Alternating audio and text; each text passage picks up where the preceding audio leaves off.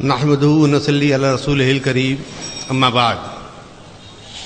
حضرات، آج سے ٹھیک 1 سال 10 روز پہلے یہاں پر ایک اجتماع ہوا تھا. الحمدللہ اسی سلسلے کو آگے بڑھاتے ہوئے جمعیت اہل حدیث اپنی بات کرے گی. جمعیت اہل حدیث کا مقصد کیا ہے؟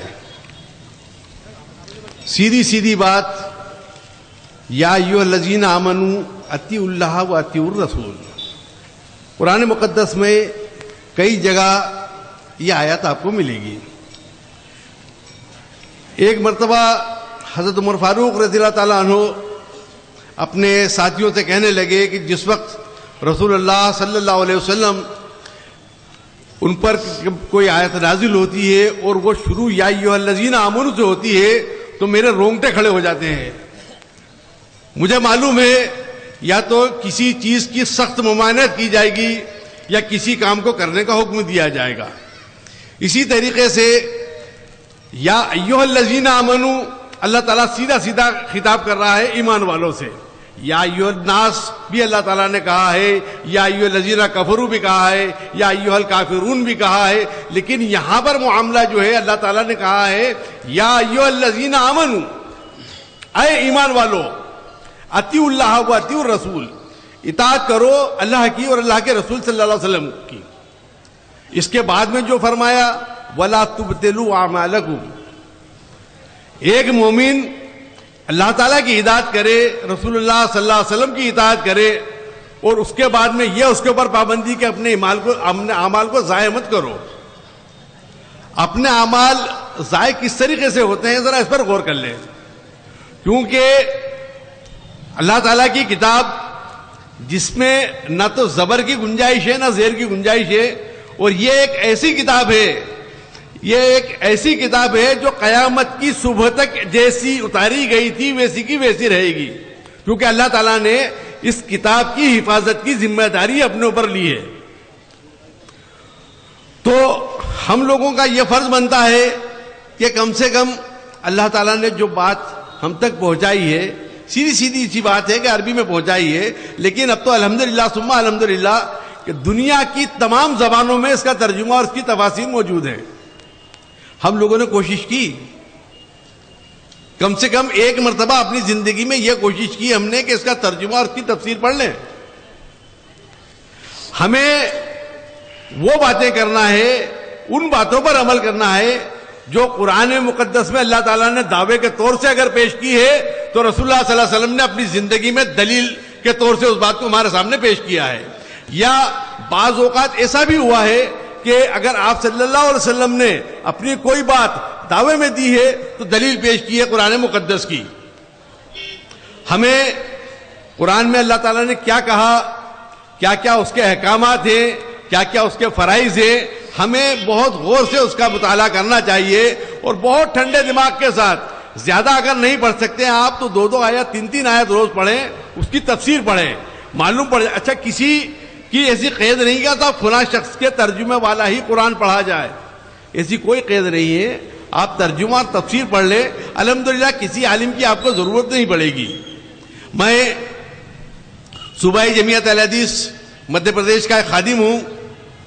آپ لوگوں کی محبت مجھے یہاں تک کھینچ کر لائی ہے، اور میں بہت صاف ستھری بات کوئی عالم نہیں ہوں، لیکن الحمدللہ ثم الحمدللہ کہ مجھے علماء اکرام کے ساتھ بیٹھنے کا، ان کے ساتھ بات چیت کرنے کا شرف اللہ تعالیٰ نے عطا فرمایا ہے.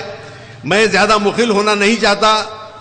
ہمارے فضیلت الشیخ حافظ مولانا محمد جلال الدین قاسمی صاحب اور آپ کے درمیان میں یہ چاہتا ہوں کہ آپ آئیں اور ان کی باتوں کو اس طریقے سنیں کہ آپ یہاں سے کچھ لے کے جا رہے ہیں.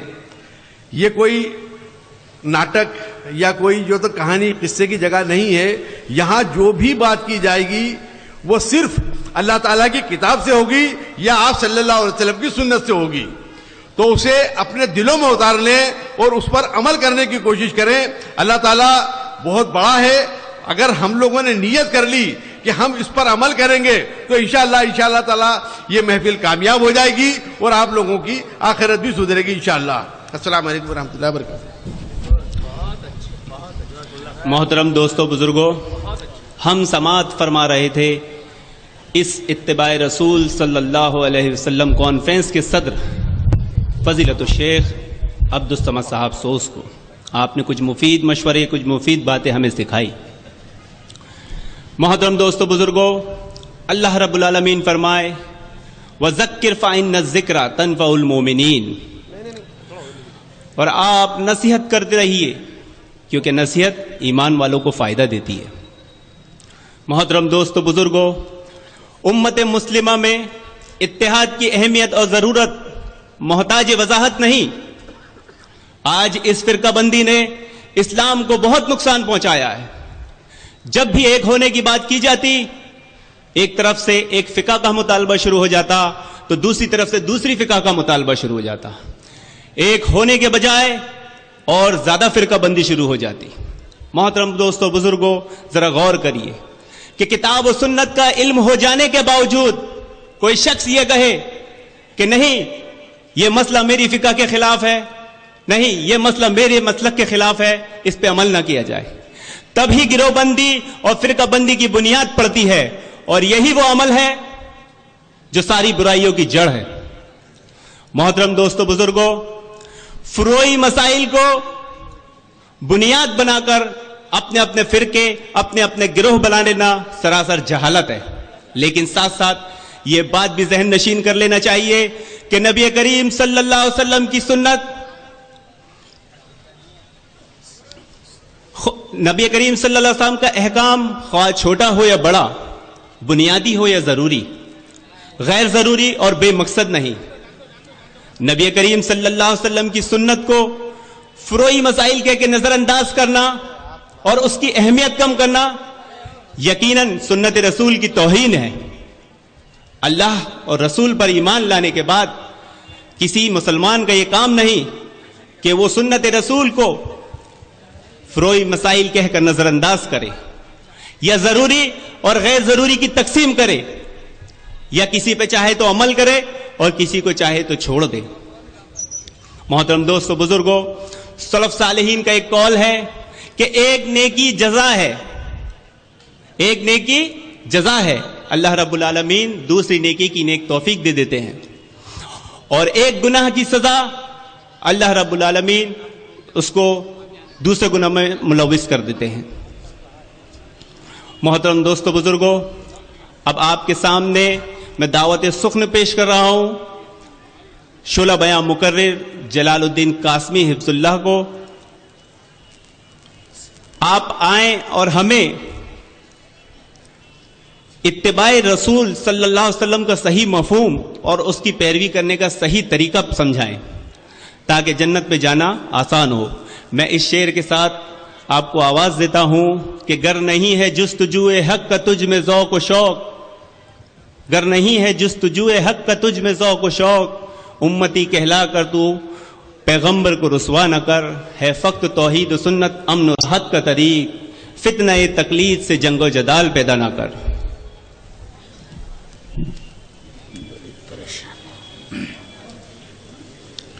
السلام علیکم ورحمۃ اللہ وبرکاتہ. ان الحمد للہ نحمده ونستعینه ونستغفره ونعوذ باللہ من شرور انفسنا من سیئات اعمالنا من يهده الله فلا مضل له ومن يضلل فلا هادي له واشهد ان لا اله الا الله وحده لا شريك له واشهد ان محمدا عبده ورسوله. يا أيها الذين آمنوا اتقوا الله حق تقاته ولا تموتن إلا وأنتم مسلمون. يا أيها الناس اتقوا ربكم الذي خلقكم من نفس واحدة وخلق منها زوجها وبث منهما رجالا كثيرا ونساء واتقوا الله الذي تساءلون به والأرحام إن الله كان عليكم رقيبا. يا أيها الذين آمنوا اتقوا الله وقولوا قولا سديدا يصلح لكم أعمالكم ويغفر لكم ذنوبكم ومن يطع الله ورسوله فقد فاز فوزا عظيما أما بعد فإن خير الحديث كتاب الله وخير الهدي هدي محمد صلى الله عليه وسلم وشر الأمور محدثاتها وكل محدثة بدعة وكل بدعة ضلالة الضلالة في النار أعوذ بالله من الشيطان الرجيم بسم الله الرحمن الرحيم اهدنا الصراط المستقيم صراط الذين أنعمت عليهم غير المغضوب عليهم ولا الضالين.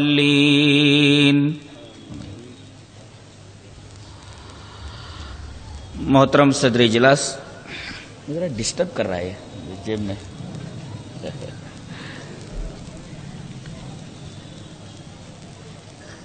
اسٹیج پر اور اس جلسے میں موجود حضرات علماء کرام، محترم بزرگوں، نوجوان بھائیوں، پیارے بچوں، خواتین اسلام، خطبہ مسنونہ کے بعد میں نے قرآن حکیم کی ماں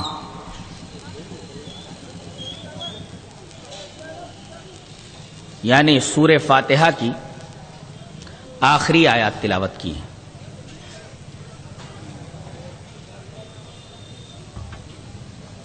ترجمہ یہ ہے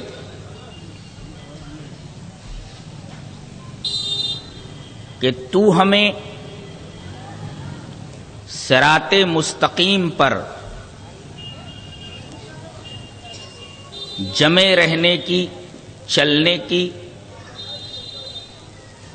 توفیق عنایت فرما، صراط مستقیم کی ہدایت کر.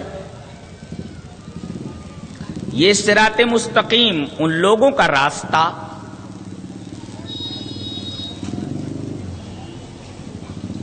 جس راستے پر چلنے والوں کے اوپر تیرا انعام ہوا، اس راستے پر ہمیں چلانا. ان لوگوں کے راستے پر نہیں جو مغضوب علیہم ہیں اور ضالین.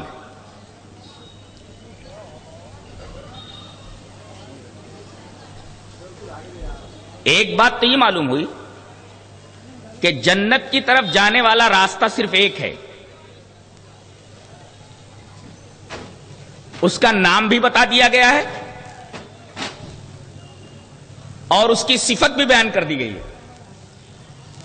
نام ہے صراط المستقیم یا الصراط المستقیم، اور صفت کیا ہے؟ اس راستے پر چلنے والوں کے اوپر اللہ کا انعام ہوا ہے.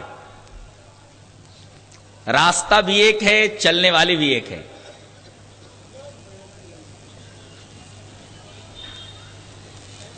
یہ ایک دعا ہے جو ہم ہر نماز میں، چاہے ہم جماعت کے ساتھ نماز پڑھ رہے ہوں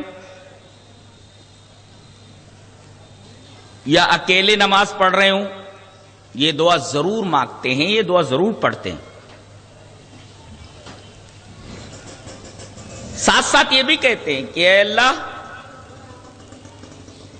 ہمیں اس راستے پر نہ چلانا جس پر مغضوب علیہم چلے،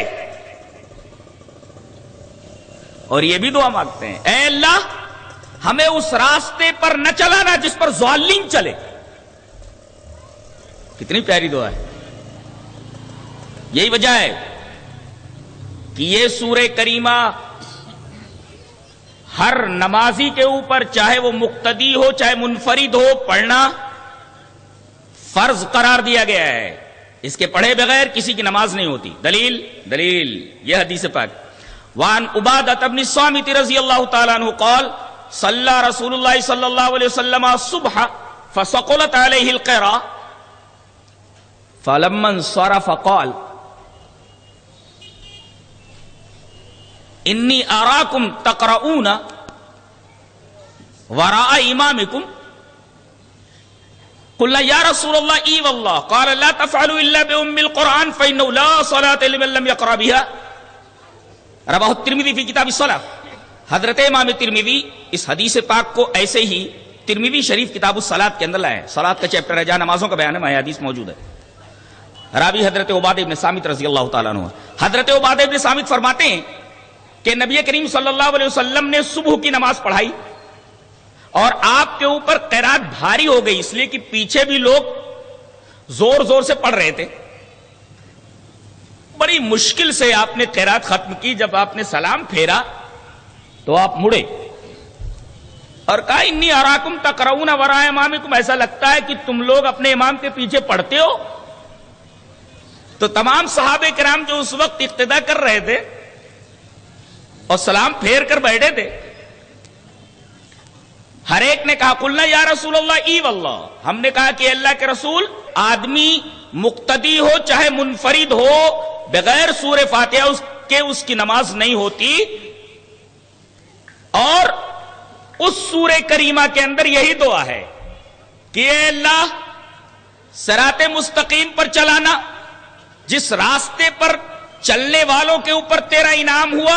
और यह भी दुआ हम मांगते कि अल्लाह मगजूबे अलैहिम के रास्ते पर न चलाना, ज़ालिमीन के रास्ते पर न चलाना। ये मगजूबे अलैहिम कौन है और ज़ालून कौन है? आइए खुद नबी करीम सल्लल्लाहु अलैहि वसल्लम ने क्या तफसीर फरमाई देख लेते हैं। हदीस इस तरह, वान आदि इब्न हातिम रज़ी अल्लाह ताला अन्हु अन्न नबी सल्लल्लाहु अलैहि वसल्लम क़ाल अल मग़ज़ूबु अलैहिम अल यहूद वज़्ज़ालून अन्नसारा।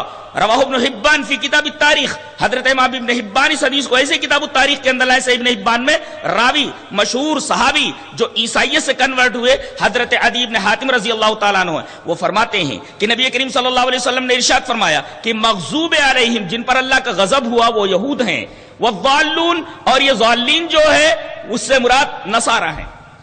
पता ये चला कि अल्लाह ताला ने हमें यह दुआ सिखाई है कि तुम दुआएं मांगो कि जिंदगी में किसी भी मोड़ पर ऐ अल्लाह हमें यहूदियों के रास्ते पर न चलाना, नसरानियों के रास्ते पर न चलाना। और अजीब बात तो यह है कि पूरी जिंदगी आदमी की नमाज पढ़ते गुजर जाती है, कभी उसने ये नहीं सोचा कि मैं कौन सी दुआ मांग रहा हूं। दुआ तो मांग रहा है कि ऐ अल्लाह मुझे ज़ालून के और मग़ज़ूब अलैहिम के रास्ते पर न चलाना, यहूद के रास्ते पर न चलाना, नसारा के रास्ते पर न चलाना।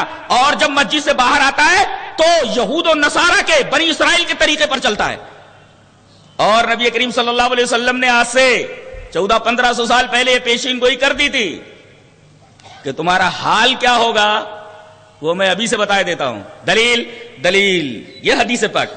वान अबी सईद अल खुदरी रज़ी अल्लाह ताला अन्हु क़ाल क़ाल रसूलुल्लाह सल्लल्लाहु अलैहि वसल्लम लतत्तबिउन्न सुनन अल्लज़ीना मिन क़ब्लिकुम शिब्रन बिशिब्रिन व ज़राअन बिज़राइन हत्ता लौ दखलू फी जुहरि ज़ब्बिन लत्तबअतमुहुम क़ुलना या रसूलल्लाह आल यहूद व नसारा क़ाल फमन। रवाहु मुस्लिम फी किताबिल इल्म। हजरत इमाम मुस्लिम रहमहुल्लाह मुस्लिम शरीफ किताबुल इल्म के अंदर ये रिवायत इसी तरीके से लाए। रावी नबी करीम सल्लल्लाहु अलैहि वसल्लम के मशहूर सहाबी हजरत अबू सईद खुदरी रज़ी अल्लाह ताला अन्हु है। हजरत अबू सईद खुदरी फरमाते हैं रज़ी अल्लाह ताला अन्हु कि नबी करीम सल्लल्लाहु अलैहि वसल्लम ने इरशाद फरमाया कि तुम लोग अपने से पहले लोग लयारिज़ु मिनल हिजाज, ये सिमट करके हिजाज में आ जाएगा, फिर जहां से निकला कमा तारिजुल हय्यतु मिन इला जुहरिहा, जैसे कि सांप अपनी बिल से बाहर निकलता। जुहरुन का मतलब होता है बिल से बाहर निकलता है सांप, इधर उधर घूमता रहता है, फिर बिल के अंदर आ जाता है। ऐसे ही हिजाज से, मक्का से नबी की बातें निकली,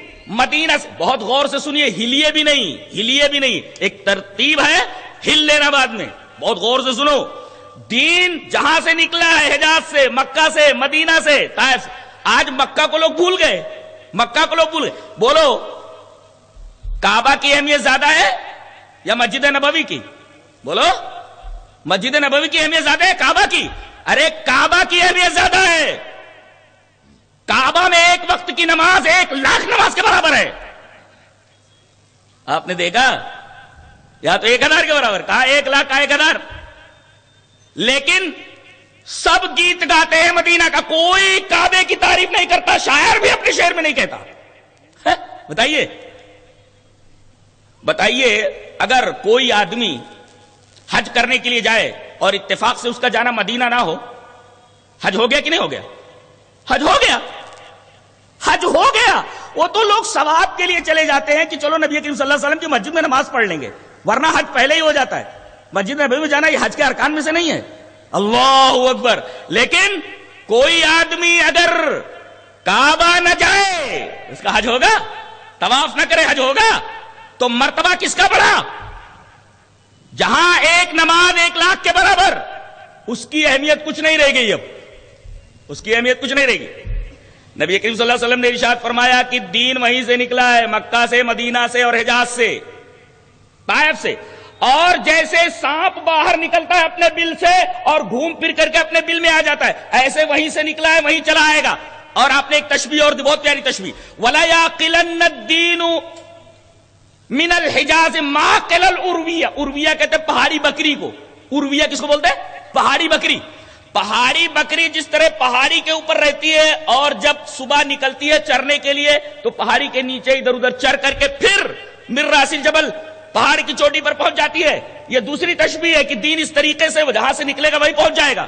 اور آپ نے فرمایا کہ دین کی حالت پہلے کیا تھی بعد میں کیسی ہو جائے گی. آپ نے فرمایا ان الدین بدا غریبا. ارے دین تو جب شروع ہوا تھا تو اجنبی تھا.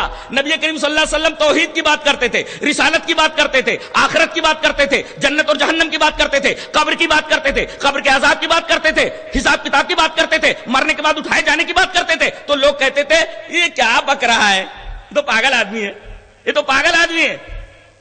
ہم نے تو باپ دادا سے یہ بات نہیں سنی، ہم نے تو یہ بات کبھی سنی نہیں. اچھا جو بات نہ سنی جائے اس کو اسٹرینج بات بولتے، عجیب بات بولتے، اسی کو عربی میں غریب کہتے. غریب ہمارے یہاں کس کو بولتے ہیں؟ جس کے پاس پیسہ نہ ہو. عربی میں غریب بولتے ہیں اجنبی کو، اسٹرینجر کو، اسی کے دماغ غربا ہے. نبی کریم صلی اللہ علیہ وسلم نے ارشاد فرمایا ان الدین بدا غریبا. دین جب نکلا تھا تو اجنبی تھا، لوگوں کے سامنے پیش کیا جاتا تو کہتے ہیں کون سی بات کر رہے ہیں یہ محمد صلی اللہ علیہ وسلم. وَيَرْجُعُ غَرِيبًا. اور آخر میں چل کر کے ویسے ہی غریب ہو جائے گا. کہتے ہیں دیکھو اہل حدیث مٹھی بھر تو ہے. ارے ایک مولوی تو کہنے لگا اگر سارے مل کر کے تھوک دیں اہل حدیثوں کے اوپر تو یہ مر جائیں گے. ارے بھائی ایسی باتیں کیوں کر رہے ہو؟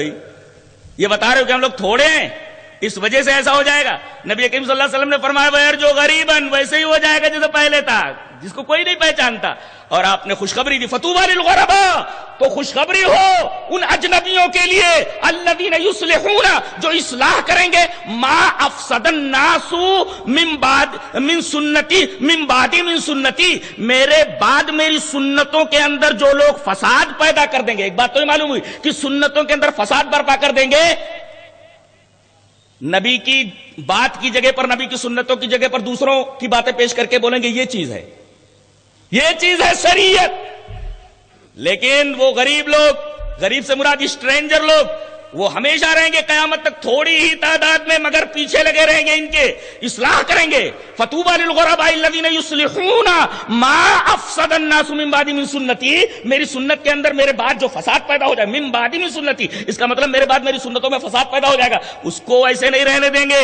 یہ اسٹرینجر لوگ، یہ اجنبی لوگ برابر ان کے پیچھے لگے رہیں گے، جو لوگ سنتوں کے اندر گڑبڑی کرتے رہیں گے، اور ان کی اصلاح کے لیے زبان سے، ہاتھ سے، دل سے، ہر طریقے سے ان سے بات کرتے رہیں گے، ان کی اصلاح کرتے رہیں گے.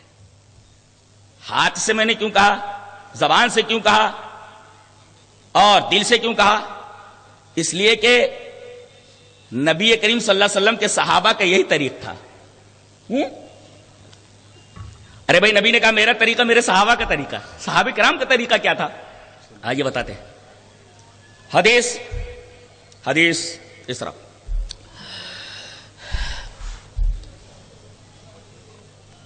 بہت ہی پیاری روایت ہے.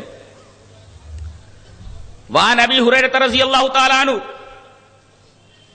ان رسول اللہ صلی اللہ علیہ وسلم قال ما من نبی بعثه اللہ فی امت قبلی الا كان له من امته حواریون واصحاب یاخذون بسنته ويقتدون بامره ثم انها تخلف من بعدهم خلوف یقولون ما لا يفعلون ويفعلون ما لا يؤمرون فمن جاهدهم بيده فهو مؤمن ومن جاهدهم بلسانی فهو مؤمن ومن جاهدهم بقلبه فهو مؤمن وليس وراء ذلك من الايمان حبۃ خردل رواہ مسلم فی کتاب الایمان. حضرت امام مسلم اس حدیث پاک کو ایسے کتاب الایمان کے اندر لائے. نبی کریم صلی اللہ علیہ وسلم نے ارشاد فرمایا کہ میرے بعد جتنے بھی انبیاء آئے ما من نبی بعثہ اللہ فی امت قبلی، مجھ سے پہلے جس بھی امت کے اندر کوئی بھی نبی آیا تو الا کان لہ من امتہ حواریون و اصحاب، تو ہر نبی کے کچھ حواری ہوتے تھے، کچھ اصحاب ہوتے تھے، کچھ صحابہ ہوتے تھے. ان صحابہ کرام کا کیا طریقہ ہوتا تھا نبیوں کے صحابہ کا، ویسے میرے صحابہ، ہر نبی کے صحابہ، ہر نبی کے حواریین، ان کا کام کیا ہوتا تھا بتایا گیا. یاخذون بسنتہ، صرف اپنے نبی کے طریقوں کے لیتے تھے. یہ نبیوں کے صحابہ کا طریقہ بتایا گیا. یاخذون بسنتہ، یہ اپنے نبی کی سنت کو مضبوطی سے پکڑتے تھے، اخذ پکڑ لینا اسے. ویقتدون بامرہ، اور نبی جس بات کا حکم دیتے تھے صرف اسی کی اقتدا کرتے تھے. اور آگے آپ نے فرمایا اس کے خلاف کچھ دنوں کے بعد، نبیوں کے جانے کے بعد، ان سلف کی جگہ پر خلف آ جاتے ہیں، سپوتوں کی جگہ پر کپوت آ جاتے ہیں.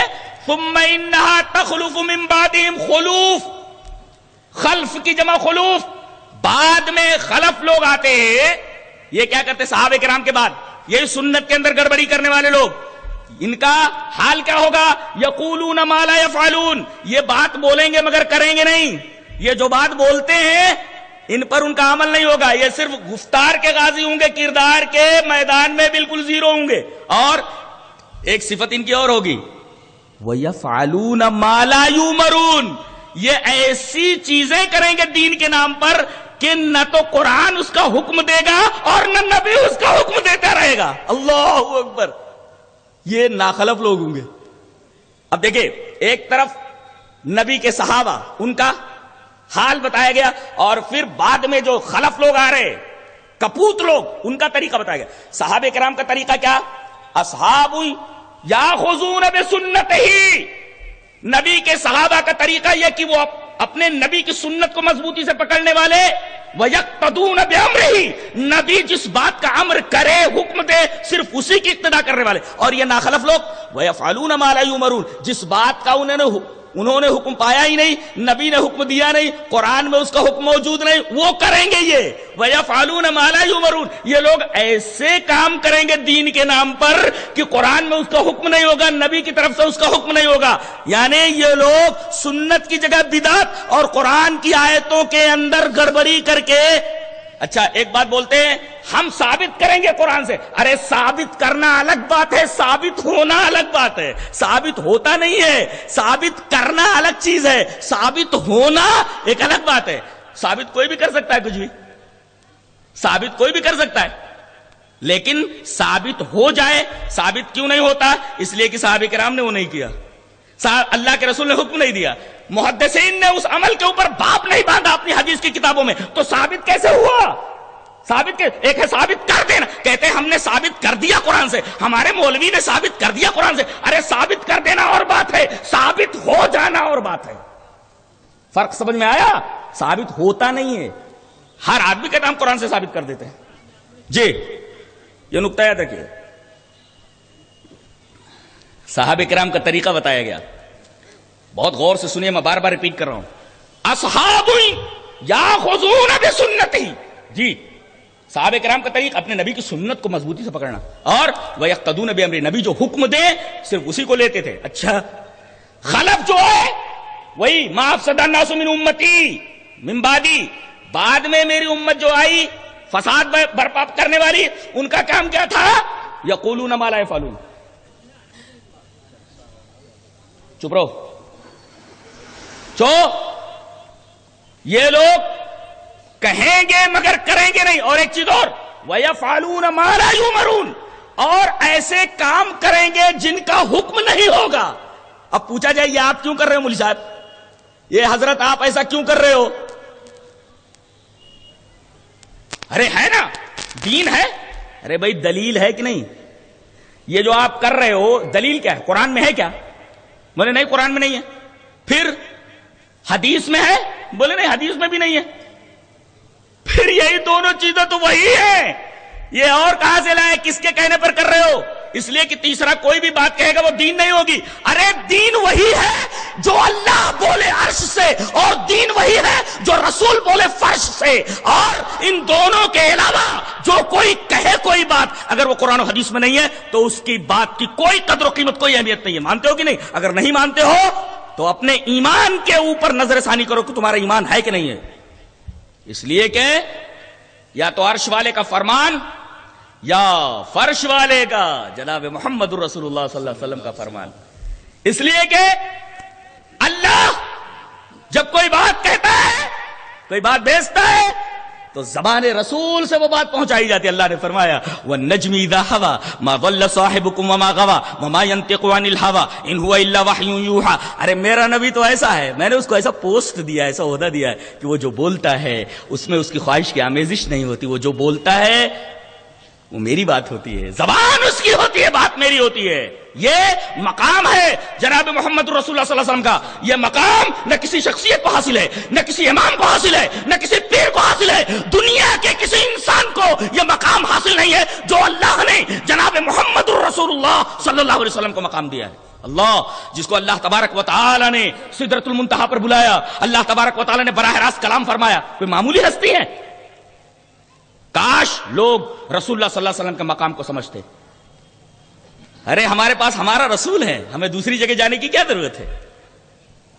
اللہ کا قرآن ہمارے سامنے، رسول کا فرمان ہمارے سامنے، ہمیں اور کسی کے در پہ جانے کی ضرورت کیا ہے؟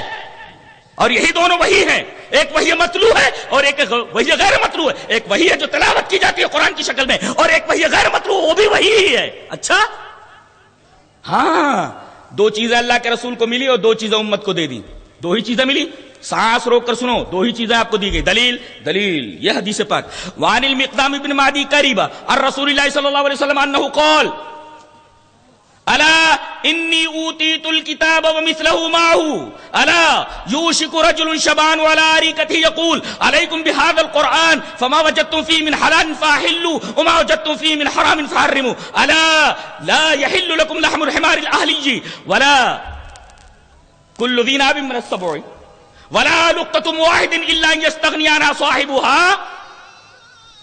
بند کر دو تھوڑی دیر کے لیے، بند کر دو، یہ ٹونٹا بہت ڈسٹرب ہوتا ہے، موبائل بالکل بند کر لیجئے، اس لیے کہ ڈسٹرب ہوتا ہے کافی، تھوڑی دیر کے لیے تو وہی اللہ کے بندو ایسا کرو، اللہ یہ پھر سے حدیث پڑھتا ہوں، یہ دیکھو ایسا ڈسٹربنس ہوتا ہے۔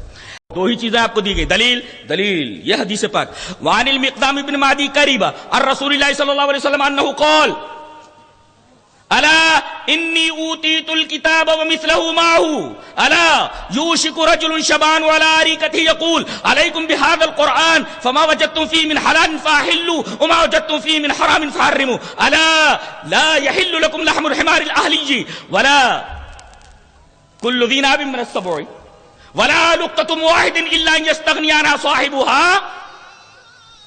بند کر دو تھوڑی دیر کے لیے، بند کر دو، یہ ٹونٹا بہت ڈسٹرب ہوتا ہے، موبائل بالکل بند کر لیجئے، اس لیے کہ ڈسٹرب ہوتا ہے کافی، تھوڑی دیر کے لیے تو وہی اللہ کے بندو ایسا کرو، اللہ یہ پھر سے حدیث پڑھتا ہوں، یہ دیکھو ایسا ڈسٹربنس ہوتا ہے۔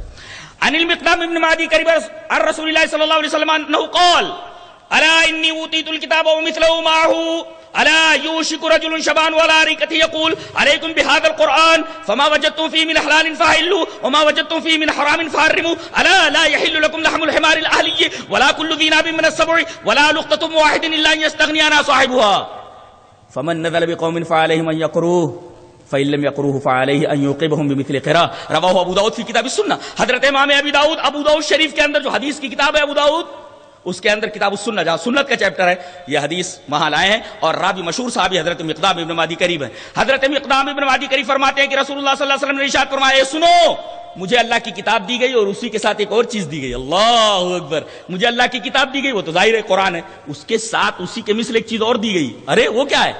وہی حدیث ہے۔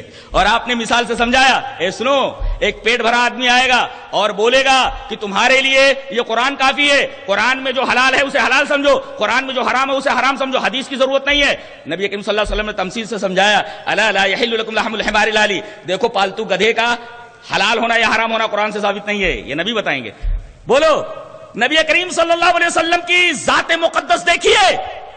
میں یہ پوچھتا ہوں کہ سب سے پہلے کس بارے میں سوال ہوگا میدان حشر میں؟ نماز کے بارے میں، ٹھیک ہے؟ اور اگر نماز گڑبڑ ہو گئی تو سارے مراحل، سارے کے سارے اعمال گڑبڑ ہو جائیں گے. لیکن نماز کا طریقہ پورے قرآن میں کہیں نہیں، صرف اتنا ہے اقیم الصلاۃ، نماز قائم کرو. اب نماز قائم کرنا بولے کیسے؟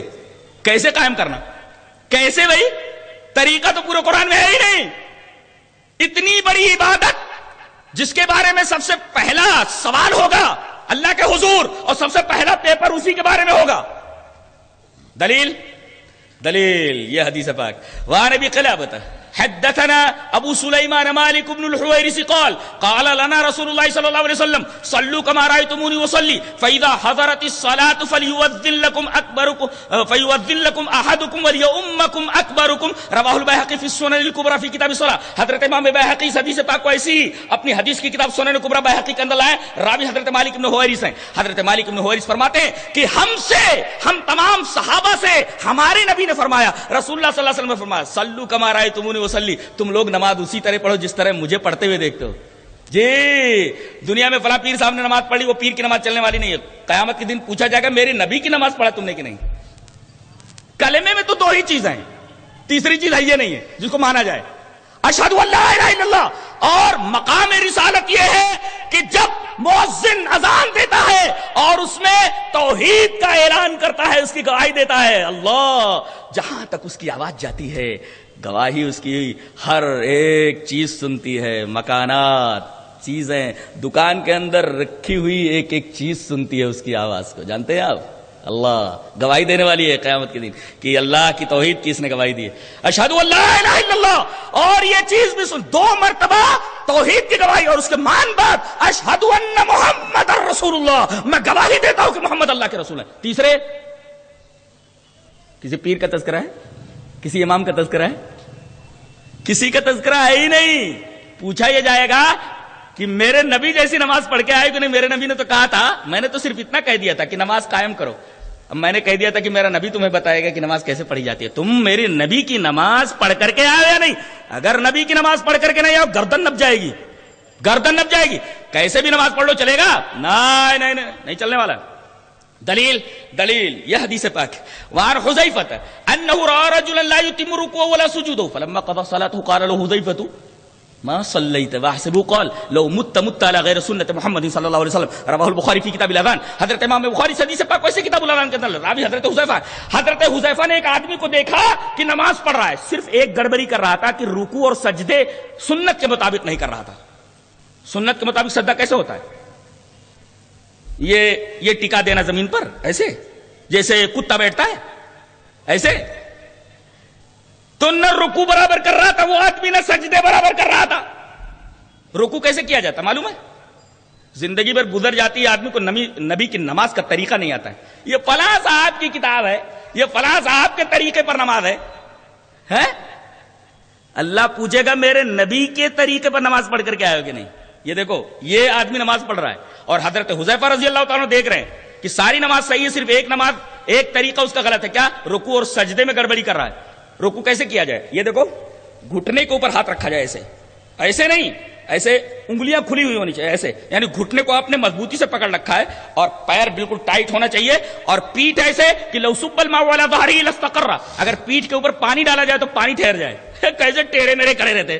زندگی بھر نماز کا طریقہ نہیں آتا کہ رکوع کیسے کیا جائے. تو یہ آدمی نبی کے طریقے پر رکوع نہیں کر رہا تھا، نبی کے طریقے پر سجدہ نہیں کر رہا تھا. لا یتم رکوع ولا سجودہ، نہ سجدے برابر کر رہا تھا نہ رکوع برابر کر رہا تھا. یہ دیکھتے رہے. جب نماز ختم کر چکا فلما قضى صلاته، جب وہ نماز ختم کر چکا، ادھر آؤ، کم آن یہاں. کیا کر رہے تھے؟ What are you doing? کیا کر رہے تھے ابھی؟ کیا کر رہے تھے؟ بولے نماز پڑھ رہا تھا. بولے ما صلیت، تو نے نماز نہیں پڑھی. ارے وہی تو وہ کہہ رہا تھا ارے نماز تو میں نے پڑھ لی. کہا ما صلیت، تم نے نماز نہیں پڑھی. یہ نماز کب سے پڑھ رہے ہو؟ بولے بہت دنوں سے پڑھ رہا ہوں. کہا کہ واسبو قال لو مت علی غیر سنت محمد صلی اللہ علیہ وسلم، اگر ایسی نماز پڑھتے ہوئے تو مر گیا تو کم سے کم تیری موت سنت محمد پر تو نہیں ہوگی. اللہ اکبر. یہ ہے سنت کا مقام، یعنی نبی کے طریقے پر نماز ہونا، نبی کے سنت کے مطابق نماز ہونا. اگر نبی کے طریقے پر نماز نہیں ہے، نبی کی سنت کے مطابق نماز نہیں ہوگی. حضرت حذیفہ نے فرما دیا لو مت علی غیر سنت محمد صلی اللہ علیہ وسلم، اگر تو اس طریقے سے نماز پڑھتے ہوئے مر گیا تو کم سے کم جناب محمد رسول اللہ صلی اللہ علیہ وسلم کی سنت کے اوپر تو تیری موت نہیں ہوگی. اللہ اکبر. یہ مسئلہ ہے. تو تلاش کرو کہ نبی کی نماز کہاں ملتی ہے. نبی کی نماز کیسے ہم حاصل کریں؟ صحیح سند کے ساتھ حدیثیں دیکھو جی. تو پتہ یہ چلا کہ نبی کے اوپر ساری چیزیں ڈال دی گئیں. میرے حبیب میں نے تمہیں بتا دیا کہ نماز کا طریقہ کیا ہوتا ہے. میں نے جبرائیل کو بتایا, جبرائیل تمہیں بتا رہے ہیں. گویا جو نبی کا طریقہ ہے نماز کا وہ جبرائیل نے بتایا, وہ جبرائیل کا طریقہ ہے. اور جبرائیل کو جو طریقہ بتایا وہ اللہ کا بیان, اللہ کا بتایا ہوا طریقہ ہے. اس کا مطلب جو رسول کے طریقے پر نماز نہ پڑھے وہ اللہ کے بتائے ہوئے طریقے کے مطابق نماز نہیں پڑھ رہا. That is over, finish. سمجھ میں بات آئی؟ اب یہاں پیچھے جو الا لا یحل لکم لحم الحمار الحلیج, اور آپ نے فرمایا دیکھو گدھا حلال ہے یا حرام ہے؟ قرآن میں نہیں ہے. کتا حرام ہے یا حلال ہے؟ نہیں ہے. بلی حلال ہے یا حرام ہے؟ معلوم نہیں. کون بتائے گا؟ ہمارے نبی بتائیں گے. نبی بتائیں گے. اس کا مطلب یہ ہوا کہ ایک چیز قرآن کی شکل میں نازل ہو رہی ہے اور ایک چیز حدیث کی شکل میں نازل ہو رہی ہے. الا انی اوتیت الکتاب ومثلہ معہ. یہ حدیث بتا رہی کہ نبی کے اوپر دو چیزیں نازل ہوئی, ایک قرآن ایک حدیث, تیسری کوئی چیز نہیں. اور یہی دونوں چیزیں نبی ہمیں دے کر گئے, اس لیے کہ جو چیزیں آپ کو ملی وہی آپ پر دے کر گئے. اگر آپ یہ کہیں کہ نبی کو جو کچھ ملا تھا آپ نے امت کو نہیں دیا, خیانت ہو جائے گی. اس لیے کہ اللہ نے فرمایا یا ایھا الرسول بلغ ما انزل الیک من ربک وان لم تفعل فما بلغت رسالتہ. اے ہمارے حبیب, اے ہمارے رسول, جو بات آپ کے اوپر اتاری جا رہی ہے یہ پوری کی پوری میرے بندوں تک پہنچا دو, اپنی امت تک پہنچا دو. اگر تم نے ایسا نہیں کیا تو تم نے حق رسالت ادا نہیں کیا. گویا اللہ تعالی نے جو چیزیں اپنے نبی کو دی بلا کم و کاسٹ, انڈیمینشڈ, بلا کم و کاسٹ اپنی امت تک نبی کریم صلی اللہ علیہ وسلم نے پہنچا دیا, بلا کسی کمی کے, بلا کسی بیشی کے. اللہ نے جو دیا تھا وہ امت تک پہنچا دیا آپ نے. اللہ نے کیا دیا تھا؟ حدیث پاک سے معلوم ہے, حضرت مقدام بن معدی قریب سے اللہ انی اوتیت الکتاب ومثلہ معہ, مجھے قرآن دیا گیا اور اسی کے مثل ایک چیز دی گئی, یعنی حدیث دی گئی. اور یہی دونوں چیزیں نبی کریم صلی اللہ علیہ وسلم امت کو دے کر گئے. امت کو دے کر یہی دونوں چیزیں گئے, تیسری کوئی چیز نہیں دی. نہیں.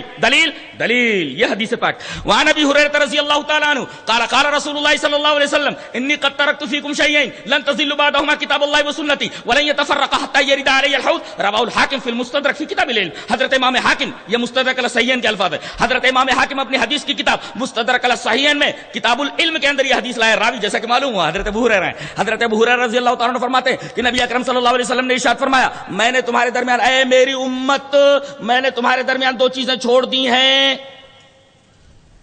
جب تک ان دونوں کو پکڑے رہو گے کبھی گمراہ نہیں ہوگے. گویا اللہ کی کتاب کو, قرآن کو, آج یہ کہا جا رہا ہے کہ قرآن کا ترجمہ اگر کوئی پڑھ لے تو گمراہ ہو جائے گا.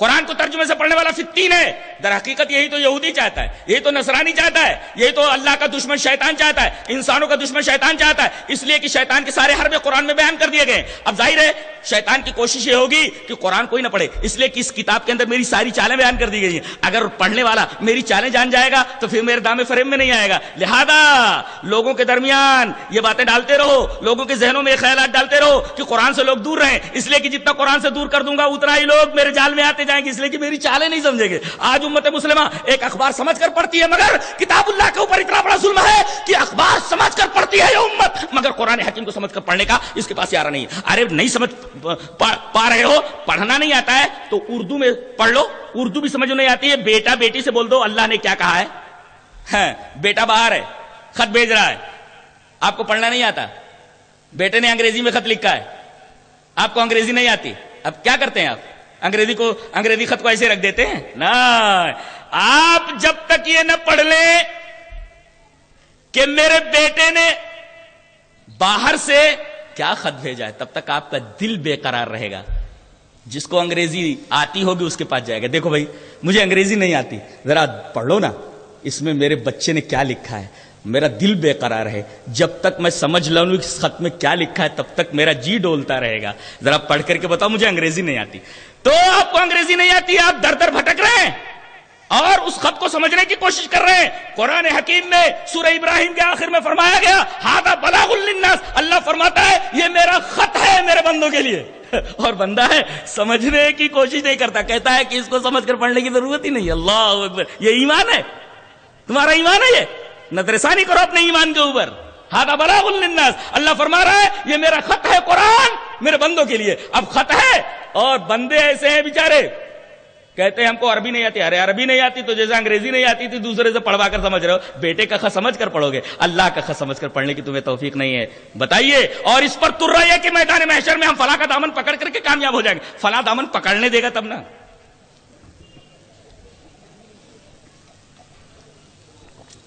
اس لیے کہ جو چیزیں نبی کو دی گئی, نبی نے کہہ دیا ان دونوں چیزوں کو پکڑے رہنا, جب تک پکڑے رہو گے گمراہ نہیں ہوگے. چھوڑ دیا آپ نے, گمراہ ہو کر کے وہاں گئے, وہاں تو کوئی صورت نہیں ہے کہ نبی اپنا دامن دے پکڑنے کے لیے. جی نبی دیں گے اپنا دامن پکڑنے, سوال ہی پیدا نہیں ہوتا. اللہ اکبر, یہ معاملہ ہے.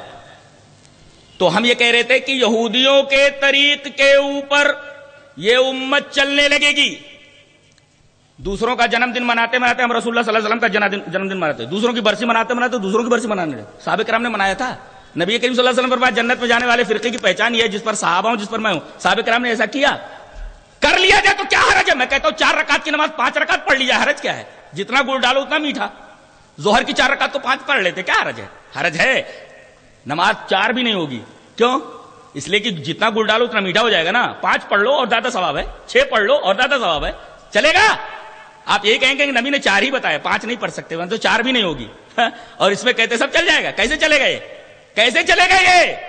اللہ کے رسول صلی اللہ علیہ وسلم نے تو فرما دیا یہ خلف جو آئیں گے ناخلف کپوت لوگ, یہ ایسی چیزیں کریں گے جن کا انہیں حکم نہیں دیا جائے گا. بتائیے ان سے پوچھا جائے حکم کہاں ہے, حکم دو ہی, اللہ کا رسول حکم دے, اللہ حکم دے, یہی 2 حکم مانے جائیں گے. یہ پوچھا جائے یہ حکم کہاں سے ہے جو تم یہ کر رہے ہو. ہاں دیکھیے کتنی عجیب و غریب حدیث ہے, حرز جہاں بنا لو. بہت عجیب و غریب حدیث دے رہا ہوں میں نبی کریم صلی اللہ علیہ وسلم کی, آپ لے کر کے یہاں سے جاؤ. وَيَفْعَلُونَ مَا لَا يُؤْمَرُونَ, ایسا کام کریں گے, ایسے اعمال کریں گے جن کا انہیں حکم نہیں دیا جائے گا. نہ اللہ حکم دے گا نہ اس کا رسول حکم دے گا. یہ ایسے ہی بناوٹی کام کرتے رہیں گے. یہ دین بڑا سادہ ہے, بڑا سیدھا سادہ دین ہے. ہم نے اسے اتنا مشکل بنا دیا ہے کہ آج حیرت ہوتی ہے کہ کیا یہ وہی دین ہے جو جناب محمد الرسول اللہ صلی اللہ علیہ وسلم ہمیں دے کر گئے. اور قرآن نے اعلان کر دیا الیوم اکملت لکم دینکم واتممت علیکم نعمتی ورضیت لکم الاسلام دینا. دین تمہارے لیے مکمل کر دیا ہے ہمارے حبیب, تمہارے اوپر دین مکمل ہو گیا. مکمل کس کو بولتے ہیں میں سمجھاتا ہوں. یہ پورے گلاس کو یہ پانی سے بھر دیجئے. اب تو اس میں بھرے گا نہیں, ابھی میں ایسے سمجھا رہا ہوں. تو یہ پورا گلاس پانی سے بھر دیا گیا ہے. کہیں گے کہ پانی گلاس میں کمال درجے کا ہے. کمال کب مانا جائے گا, جب ایک بوند ڈالو بوند باہر چلی جائے. اس کا مطلب یہ ہوا کہ گلاس پورا بھرا ہوا ہے, پانی کمال کے درجے تک اس وقت ہوگا جب ایک بوند ڈالی جائے, ایک بوند بھی وہاں نہ ٹکے گلاس میں, گلاس سے باہر ہو جائے. اس کو کہتے کمال. اور اگر ایک بوند ڈال دیا جائے اور وہ رک جائے, اس کا مطلب کمی تھی ایک بوند کی. جی وہ بھی کمال کے منافی, کمال نہیں ہوا. اس کا مطلب نہ کمی کی جا سکتی ہے نہ بیشی کی جا سکتی ہے. اگر کم کر دیا جائے تو بھی کمال کے منافی, زیادہ کر دیا جائے تب بھی کمال کے منافی. الیوم اکملت لکم دینکم, آج ہم نے ہمارے حبیب تمہارے دین کو تمہارے لیے مکمل کر دیا ہے. مکمل کا مطلب یہ ہوتا ہے ایک بوند زیادہ نہیں, ایک بوند کم نہیں. اگر ایک بوند ڈالو گے بھرے گلاس میں, اگر گلاس کا پانی کمال کے درجے تک ہے, ایک بوند باہر چلی جائے گی, اور ایک بوند رک جائے اس کا مطلب ایک بوند کی کمی تھی. تو دین مکمل ہے, ایک بوند کی کمی نہیں, ایک بوند کی زیادتی نہیں. کون ہوتا ہے مولوی اور کون ہوتا ہے کون ہوتا ہے کوئی آدمی, کوئی شخصیت کہ دین کے اندر کمی کرے یا دین کے اندر کوئی زیادتی کرے. یہ ایسا ہوا کہ یہودیوں کے طریق پر چلتے چلتے علماء کی عقیدت اتنی ہو گئی, غلو اتنا ہو گیا, علماء سے محبت اتنی ہو گئی. اور وہ علماء کون تھے؟ علماء سو, برے علماء, پیٹ کے پجاری, ان کے پیچھے لوگ لگ گئے اور انہوں نے دین کے اندر کمی اور زیادتی کر دی. اسی کو عین اسلام سمجھا گیا. جو حلال کر دیا انہوں نے اسے حلال سمجھ لیا گیا, جو حرام کر دیا گیا اسے حرام سمجھ لیا گیا. کن کی طرف سے؟ علماء کی طرف سے. دلیل یہ حدیث پاک. وعن عدی بن حاتم رضی اللہ تعالیٰ عنہ قال اتیت النبی صلی اللہ علیہ وسلم وفی عنقی صلیب من ذهب فقال یا عدی اطرحا كهذا الوثن ورأيته ورأيته يقرأ في سورة براءة اتخذوا أحبارهم ورهبانهم أربابا من دون الله فقال أما إنهم لم يكونوا يعبدونهم ولكنهم كانوا إذا أحلوا لهم شيئا استحلوا وإذا حرموا عليهم شيئا حرموا. رواه الترمذی فی کتاب التفسیر. حضرت امام ترمذی اس حدیث پاک کو ایسے کتاب التفسیر کے اندر لائے. راوی حضرت عدی ابن حاتم ہے. حضرت عدی ابن حاتم رضی اللہ تعالیٰ عنہ فرماتے ہیں کہ میں ابھی ایمان نہیں لایا تھا, میں ابھی عیسائی تھا. میں نبی کریم صلی اللہ علیہ وسلم کے پاس آیا, میرے گلے میں سونے کا ایک سلیب تھا. سلیب سمجھتے ہیں, سلیب کراس, یہ ایسے وہ جو عیسائی لوگوں کا وہ ہے کراس, اور سونے کا کراس میڈ آف گولڈ, سونے کا بنا ہوا تھا, وہ میرے گلے میں پڑا ہوا تھا. نبی کریم صلی اللہ علیہ وسلم نے دیکھا تو سب سے پہلے آپ نے یہ کہا اطران کا ہذا الوثن, اے عدی اس بت کو اپنی گردن سے نکال پھینک. ایک بات بولتا ہوں یار سنو, ارے بھائی وہ گلے میں سونے کا کراس ہی تو ڈالے ہوئے تھے, کیا فرق پڑتا ہے اس سے؟ گلے میں کوئی کراس ڈال لے یا کوئی چیز پہن لے, اس سے کیا فرق پڑتا ہے؟ ہم یہ کہیں بھائی کراس ڈال لیا, کراس, اس سے کیا فرق پڑتا ہے؟ یہاں معاملہ کراس کا نہیں ہے, کراس میڈ آف گولڈ, وہ سونے کے کراس کا معاملہ نہیں ہے, بلکہ اس کراس سے جڑے ہوئے عقیدے کا معاملہ ہے. کہ جیسے کوئی خوفناک چیز سامنے آئی, کوئی ایسی چیز جس سے انسان ڈرتا ہے, فوراً کراس بناتا ہے, کراس بناتا ہے. اس کا مطلب اب میں کراس کی حضرت عیسیٰ مسیح کی حفاظت میں آ گیا ہوں. یہ دیکھیے یہ عقیدہ, مسئلہ اس کا نہیں تھا کراس کا, بلکہ کراس سے جڑے ہوئے اس عقیدے کا تھا. آج کتنے لوگ کیا کیا پہن کے گھوم رہے ہیں, فلاں صاحب کی, فلاں صاحب کی, فلاں صاحب کی. مسئلہ ڈورے کا نہیں ہے, مسئلہ تاگے کا نہیں ہے, مسئلہ فلاں چیز کا نہیں ہے, مسئلہ اس سے جڑے ہوئے عقیدے کا ہے کہ اللہ کے علاوہ کوئی اور بھی ہے جو بگڑی بنا سکتا ہے. میرے حال سے واقف, اللہ اکبر. اگر اس کا نام شرک نہیں ہے تو شرک کہتے کس کو ہے؟ غور سے سن لو جی. تو یہ وہی کراس میڈ آف گولڈ, یہ سونے کا کراس پہن کر کے یہ نبی کریم صلی اللہ علیہ وسلم کے پاس آئے. آپ نے فرمایا اطرح عنک ھذا الوثن, اے عدی اس بت کو اس کو آپ نے بت کہا.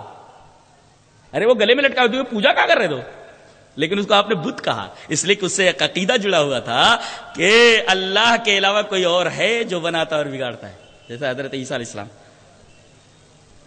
دیکھ رہے ہیں, میں ایک بات ابھی بول دیتا ہوں, اعمال کے اوپر کمپرومائز ہو سکتی ہے.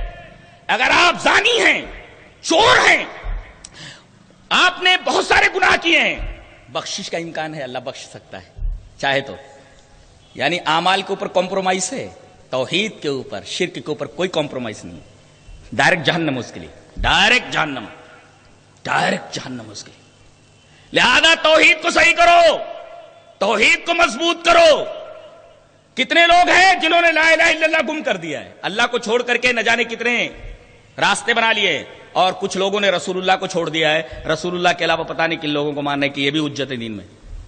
ایک کے ہاتھ سے لا الہ الا اللہ نکل گیا, دوسرے کے ہاتھ سے محمد الرسول اللہ نکل گیا, جس کی آواز ہمیشہ مسجد سے آتی رہتی ہے, اشہد ان لا الہ الا اللہ, اشہد ان لا الہ الا اللہ, اشہد ان محمد رسول اللہ, اشہد ان محمد رسول اللہ.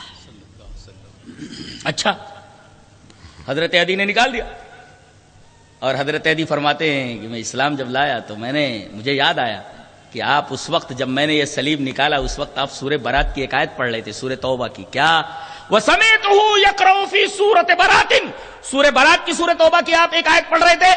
وہ آیت کیا, اتخذوا احبارهم ورهبانهم اربابا من دون اللہ, کہ انہوں نے اللہ کو چھوڑ کر کے اپنے مولویوں کو, اپنے پیروں کو اپنا معبود بنا لیا ہے. حضرت عدی بن حاتم نے کہا کہ اے اللہ کے رسول آپ کیسی بات کر رہے ہیں, ہم اپنے پیروں کو سجدہ کہاں کرتے ہیں, ہم اپنے پیروں کے, اپنے علماء کی عبادت کہاں کرتے ہیں, آپ تو کہہ رہے ہیں کہ رب بنا لیا ہم نے. آپ یہ بات کیسے کہہ سکتے ہیں؟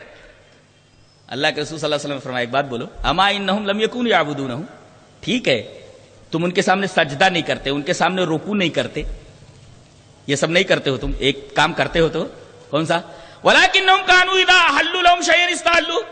اگر مولوی بلا دلیل کسی بات کو حلال کہہ دے, چپ چاپ اسے حلال سمجھ لیتے ہو بغیر تحقیق کے. کہاں اللہ کے رسول یہ بات تو ہے. علماء کی عقیدت اتنی ہمارے دلوں میں, پیروں کی عقیدت اتنی ہمارے دلوں میں, کوئی بات زبان سے بولتے تو ہم دلیل کے بغیر مان لیتے ہیں کہ یہ حلال ہے. وَإِذَا حَرَّمُوا عَلَيْهِمْ شَيْئًا حَرَّمُوا، کسی بات کو اگر وہ حرام کہتے یہ حرام ہے تو ہم بلا دلیل مان لیتے کہ حرام ہے. نبی کریم صلی اللہ علیہ وسلم نے فرمایا یہی تو رب بنانا ہے. آج کتنے ہیں جو اپنے علماء اپنے پیروں کی بات کو بغیر دلیل مان لیتے ہیں، یہ پوچھتے نہیں کہ آپ یہ بات کہہ رہے ہو تو یہ بات کتاب میں ہے کہ سنت میں ہے. اچھا یہ بات پوچھنی چاہیے. جی ہاں، اگر ایک تابعی صحابی سے پوچھ سکتا ہے تو ہم کیوں نہیں پیر صاحب سے پوچھ سکتے ہیں؟ مولوی صاحب سے کیوں نہیں پوچھ سکتے؟ صحابی سے بڑا ہو سکتا. پوری دنیا کے اولیاء اگر ایک طرف ہو جائے تو ایک صحابی کا مقابلہ نہیں کر سکتے. اس پر تمام مسلمانوں کا اتفاق ہے. اگر اس کے خلاف کوئی عقیدہ رکھتا ہے گمراہ ہو. تمام اولیاء کرام ایک طرف، ایک صحابی ایک طرف، ایک صحابی کے مقام تک نہیں پہنچ سکتے. دلیل یہ حدیث پاک. وعن ابی ہریرہ رضی اللہ تعالی عنہ قال قال رسول اللہ صلی اللہ علیہ وسلم لا تسبوا اصحابی لا تسبوا اصحابی فوالذی نفسی بیدہ لو ان احدکم انفق مثل احد ذهبا ما ادرک مد احدهم ولا نصیفہ. رواہ مسلم فی کتاب الفضائل. دلیل کے طور پر یہ حدیث پیش کی گئی جسے امام مسلم رحمۃ اللہ علیہ مسلم شریف کتاب الفضائل کے اندر راوی مشہور صحابی حضرت ابو ہریرہ ہیں. حضرت ابو ہریرہ فرماتے ہیں کہ جناب محمد رسول اللہ صلی اللہ علیہ وسلم نے ارشاد فرمایا میرے صحابہ کو برا بھلا مت کہو، میرے صحابہ کو برا بھلا مت کہو. قسم ہے اس ذات کی جس کے ہاتھ میں میری جان ہے، اگر تم میں سے کوئی احد پہاڑ کے برابر بھی سونا خرچ کر دے تو میرا ایک صحابی جو ایک سیر جو یا ایک سیر دھان یا ایک سیر کوئی غلہ اللہ کی راہ میں دیتا ہے تو وہ غلے کے مقابل میں بھی نہیں ہو سکتا. اللہ، یہ صحابی کا مقام ہے. ہم لوگ جنہوں نے نبی کا دیدار نہیں کیا ہے، اگر ہم احد پہاڑ کی اس بلڈنگ کے برابر سونا خرچ کر دیں، یہ بلڈنگ تو چھوڑی، احد پہاڑ دیکھا ہے آپ نے؟ اب تو مدینہ میں آ گیا ہے، دور تک اس کا سلسلہ ہے. دیکھا ہے آپ نے؟ مدینہ گئے ہیں؟ جی ہاں، مدینہ میں میرا ایک لیکچر ہوا الحمدللہ. کیا پبلک تھی، اللہ اکبر. اتباع رسول پر میں تو جہاں کھڑا تھا وہیں کانپنے لگا تھا کہ شہر رسول میں کھڑا ہوا ہوں، یہاں نبی کریم صلی اللہ علیہ وسلم کے قدم پڑے ہوں گے، یہاں کھڑے ہو کر میں شہر رسول میں اتباع رسول پر بول رہا ہوں. اور آج وہی عنوان یہاں کے احباب نے دیا ہے. مجھے بڑی خوشی ہے کہ جو ٹاپک میرا مدینہ منورہ میں تھا شہر رسول میں، وہی ٹاپک آج یہاں برہان پور کے اندر ہے. تو بات ہمارے رسول کی ہے، بات ہمارے صحابہ کی ہے. صحابہ جنہوں نے نبی کریم صلی اللہ علیہ وسلم کا دیدار اپنی آنکھوں سے کیا. اللہ، جن آنکھوں کے اوپر جنہوں نے نبی کریم صلی اللہ علیہ وسلم کا دیدار کیا، ان آنکھوں کے اوپر جہنم حرام کر دی گئی. یہ مقام ہے جناب محمد رسول اللہ صلی اللہ علیہ وسلم کے چہرے اقدس کا، نبی کریم صلی اللہ علیہ وسلم کی ذات اقدس کا، کہ کوئی دیکھ لے اور ایمان کے اوپر اس کی موت ہو جائے تو اس کے اوپر جنت واجب اور جہنم حرام. جی یہ مقام ہے صحابہ کا. ایک طرف احد پہاڑ کے برابر ہم سونا خرچ کر دیں، دنیا کے تمام لوگ جو کوئی صحابی نہیں ہے، ایک صحابی کے ایک مد جو یا غلے کے برابر نہیں ہو سکتا. لہذا دعویٰ مدلل ہوا کہ تمام دنیا کے اچھے انسان ایک طرف اور ایک صحابی ایک طرف. اور یہ بھی یہیں بتا دوں کیا تربیت تھی. اللہ اکبر. ایک مسجد ہے، کوئی کالج نہیں ہے، کوئی انسٹیٹیوٹ نہیں ہے، کوئی ادارہ نہیں ہے، کوئی یونیورسٹی نہیں ہے. ایک ٹوٹی سی مسجد ہے اور کچے اینٹوں سے اٹھائی گئی دیواریں ہیں اور اوپر کھجور کے پتوں کی چھت ہے، نیچے اتنی کہ ہاتھ اٹھاؤ تو چھت پر ہاتھ لگ جائے.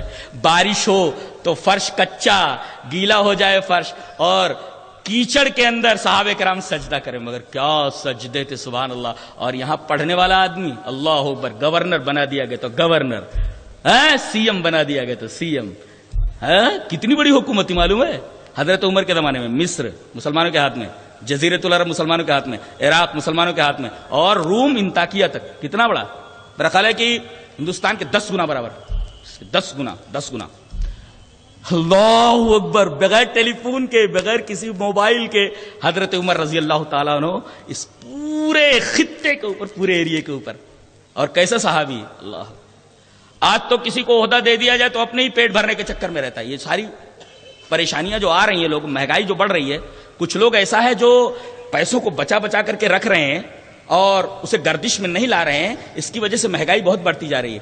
ایک خط آیا سی ایم کے نام، میرا خیال ہے کہ یہ فارس کے گورنر ہیں سعید ابن جبیر، ان کے نام خط آیا کہ آپ کے ضلع میں، آپ کے اسٹیٹ میں، خراسان میں یا فارس میں جتنے غریب لوگ ہیں جو خط افلاس سے نیچے، غریبی ریکھا سے نیچے ہیں، ان کے نام ذرا لکھ کر کے بھیج دو. جانتے ہیں جب یہ خط حضرت عمر رضی اللہ تعالیٰ عنہ کے پاس پہنچا تو سی ایم کا نام پہلے تھا کہ میں اتنا غریب ہوں، خط افلاس سے نیچے ہوں. ہنس رہے ہیں آپ؟ رونے کلیجہ دہل جاتا. کلیجہ گورنر ایسا ہے, سی ایم ایسا ہے اسٹیٹ کا ہے کہ سب سے غریب ہے, وہ خط افلاس سے نیچے اس کا نام پہلے غریبوں میں لکھا ہوا ہے. اللہ ایسے تھے صحابہ کرام. میں کہتا ہوں تمام یونیورسٹیاں دنیا کے مل کر ایک صحابی بنانا چاہیے, نہیں بنا سکتی, دعویٰ ہے میرا. قاضی بنا دیا گیا تو قاضی ہے, چیف جسٹس بنا دیا گیا چیف جسٹس ہے, گورنر بنا دیا گیا تو گورنر ہے, کمانڈر ان چیف بنا دیا گیا کمانڈر ان چیف, سپاہی بنا دیا گیا تلوار لے کر کے میدان میں. اللہ کیسی تربیت, سبحان اللہ اللہ اللہ اللہ اللہ. کیا تھا نبی کی تعلیم میں, یہ کتاب و سنت میں. یہ تو ہم نے چھوڑ دیا, بھٹک رہے ہیں, در بدری ہے, در بدری ہے. کیا بات ہے, در بدر بھٹک رہے ہیں. یہ در بدری کیوں؟ یہ ہم سے جو عزت کی زندگی ہے وہ چھینی کیوں؟ دیکھ کتاب و سنت. اللہ نے کہا تھا میرے نبی کے طریقے پر چلو اور میری کتاب کے بتائے ہوئے طریقے پر چلو. تم ایک دکان کو ترستے ہو, ایک مکان کو ترستے ہو, پوری دنیا دے دیتا ہوں تمہیں, پوری دنیا. اور حوالے کر دی گئی صحابہ کرام کے, پوری دنیا حوالے کر دی گئی. نہیں, پوری دنیا ان کے حوالے کر دی گئی. کیسے لوگ تھے؟ کم پڑھے لکھے لوگ, کم پڑھے لکھے, جن کو قرآن میں امی کہا گیا, ان پڑھ لوگ. چند لوگ اتنے تھے پڑھے لکھے جن کو انگلیوں پر گنا جا سکتا ہو, 5-10 تھوڑا پڑھنے والے لوگ. وہ الذی بعث فی الامیین رسولا, ہمارا نبی بھی امی اور جن کے درمیان بھیجا گیا وہ بھی امی. اور کیسے لوگ؟ بکریاں چرانے والے لوگ, اونٹ چرانے والے لوگوں کو اللہ تبارک و تعالیٰ نے منتخب کر لیا کہ اب دنیا کی امامت کرو. ابھی تم چرا رہے ہو بکریوں کو, اب لوگوں کو چراؤ, لوگوں کو چراؤ. چرا کر کے بتایا انہوں نے. اور مقام اللہ کیا تھا نبی کریم صلی اللہ علیہ وسلم کے چہرے اقدس میں, کیا تعلیم تھی, کیا قرآن تھا کہ پکڑا صحابہ کرام نے. اللہ تبارک و تعالیٰ نے انہیں اتنی بلندی پر پہنچا دیا کہ جس بلندی تک اگر کوئی آدمی اس طرح دیکھنا چاہے تو میرا خیال ہے ٹوپی گر جائے گی اس کی.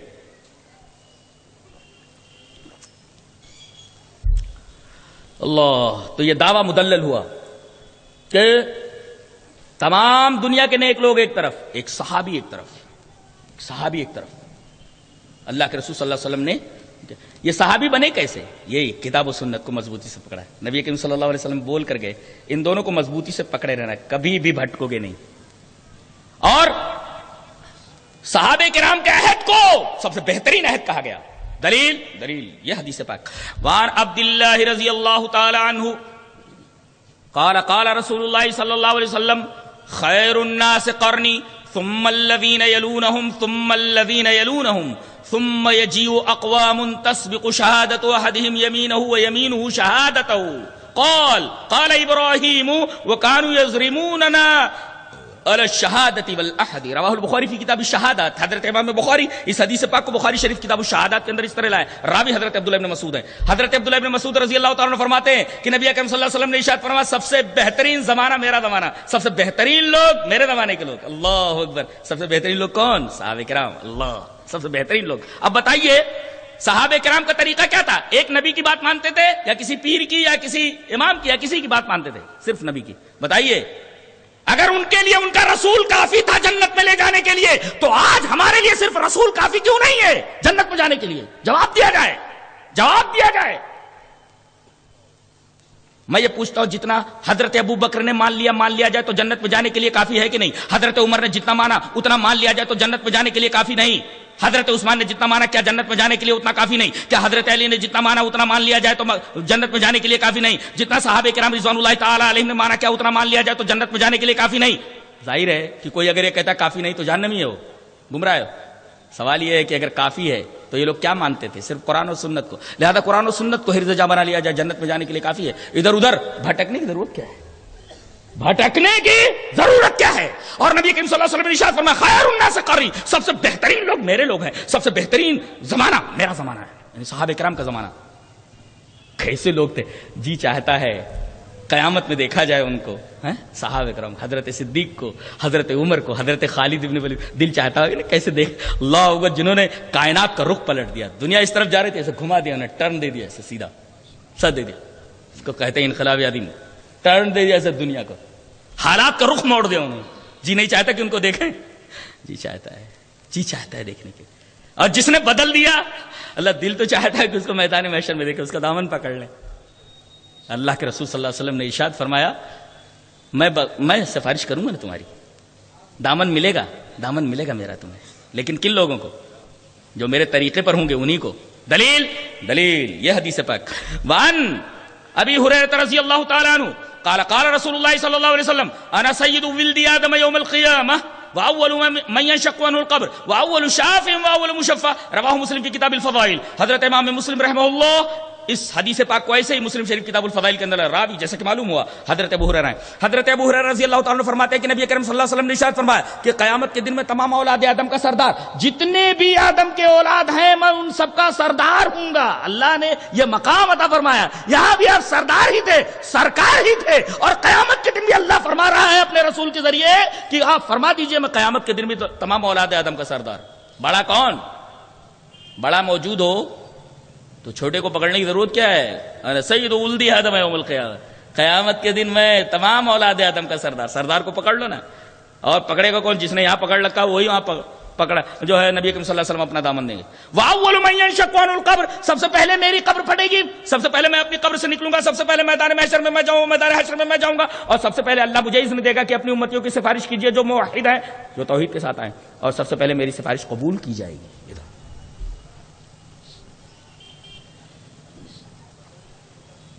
اب ہم یہ بتائیں گے کہ صحابی بڑا کہ دنیا کے تمام نیک لوگ بڑے؟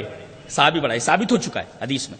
ان کا طریق کیا تھا؟ اب دیکھو، پہلے وہ حدیث پڑھ لیتے ہیں، بہت غور سے سنیے اور لے کر جائیے. حدیث اس طرح: وان ابی عمار قال قلت لجابر رضی اللہ تعالی عنہ ابو اسید ہی؟ قال نعم. قال قلت واكلها؟ قال نعم. قال قلت اقاله رسول اللہ صلی اللہ علیہ وسلم؟ قال نعم. رواه الترمذی فی کتاب الحج. حضرت امام ترمذی شریف کے اندر، اپنی حدیث کی کتاب ترمذی شریف کے اندر کتاب الحج کے اندر یہ روایت لائے، اور راوی حضرت ابو عمار. حضرت ابو عمار فرماتے ہیں کہ میں، تابعی ہیں، انہوں نے نبی کو نہیں دیکھا مگر صحابی کو دیکھا ہے. حضرت جابر رضی اللہ تعالیٰ عنہ کے پاس مشہور صحابی ہیں حضرت جابر رضی اللہ تعالیٰ عنہ. کہا کہ حضرت آپ نے نبی کریم صلی اللہ علیہ وسلم کا دیدار فرمایا ہے، آپ کے چہرے انور کو دیکھا ہے، آپ کا مقام اللہ نے بتا دیا. رضی اللہ عنہ ورضوا، اللہ ان سے راضی ہو گیا، اللہ سے راضی ہو. آپ سے ایک مسئلہ پوچھنے کے لیے آیا ہوں. صحابی سے مسئلہ پوچھ رہے ہیں. دیکھو کیا مسئلہ پوچھ رہے ہیں، غور سے سنیے. بجو جانتے؟ ایک ہوتا وب، گو اس کو بولتے گو، اور ایک ہے وبون، واد بے عین، یہ بیجر بجو اس کو بولتے بجو. ہاں بولو. نہیں حضرت پوچھنا یہ کہ بجو شکار ہے، اس کو شکار کر سکتے؟ کرنام یس. تم شکار کر سکتے ہو؟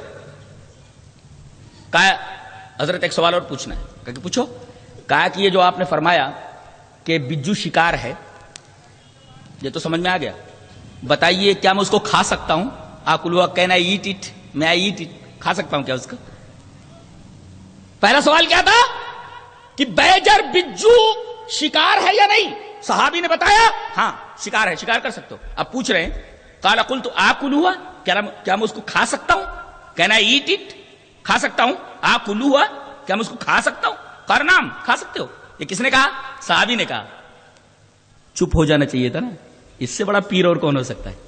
ارے جس کے بارے میں اللہ نے یہ فرمایا رضی اللہ عنہ ورضوا عنہ، اور جس کے بارے میں نبی نے یہ فرمایا ہو کہ اگر احد پہاڑ کے برابر کوئی سونا خرچ کر دے تو میرے ایک صحابی کے ایک مد کے برابر بھی نہیں پہنچ سکتا. اب تو چپ ہو جانا چاہیے تھا. اب یہ پوچھ رہے ہیں اقالہ رسول اللہ صلی اللہ علیہ وسلم، یہ بات اپنی طرف سے بول رہے ہو آپ کہ نبی کریم صلی اللہ علیہ وسلم نے کہا ہے؟ کارنام کہا، یہ بات نبی نے کہی ہے. اللہ اکبر. اس کا مطلب یہ ہے کہ جب تک بات نبی کی طرف سے نہ آ جائے تب تک سوال کا سلسلہ جاری رہنا چاہیے. یہ مقام ہے، یہ صحابہ کرام کا طریقہ ہے کہ وہ بتاتے ہیں کہ نبی کریم صلی اللہ علیہ وسلم نے ایسا کیا ہے. اور میں ایک عجیب و غریب حدیث سنانا چاہتا ہوں. آپ لوگ سانس روک کر کے اگر وہ حدیث پہلے سنیں نبی کی زبان میں اور اس کے بعد اس کی تشریح یہاں سے لے کر جائیں. سانس روک لو. روک لیے؟ اب پڑھتا ہوں حدیث اس طرح.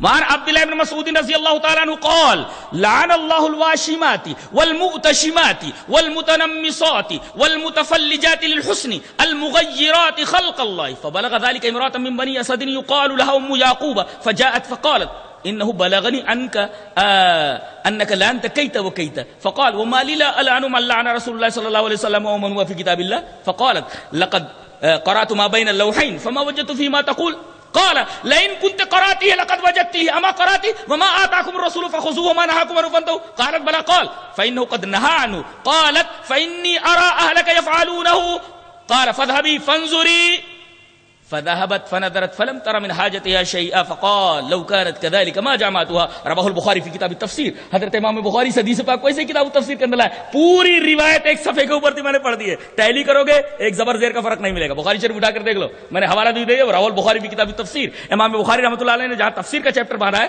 یہ روایت وہاں موجود ہے. راوی حضرت عبداللہ بن مسعود ہیں. حضرت عبداللہ بن مسعود فرماتے ہیں کہ اللہ نے لعنت کی ہے گودنا گودنے والی عورت کے اوپر, گودنا گودوانے والی عورت کے اوپر, اور بھاؤں کے بال اکھاڑنے والی عورت کے اوپر, دانتوں کے درمیان حسن کے لیے, بیوٹی کے لیے شگاف کروانے, دانتوں کے درمیان گیپ کرانے والی, اسی طرح لڑکی تھی تو لڑکا بننے والی, لڑکا تھا تو لڑکی بننے والی, ان تمام کے اوپر اللہ تبارک و تعالیٰ نے لعنت فرمائی ہے.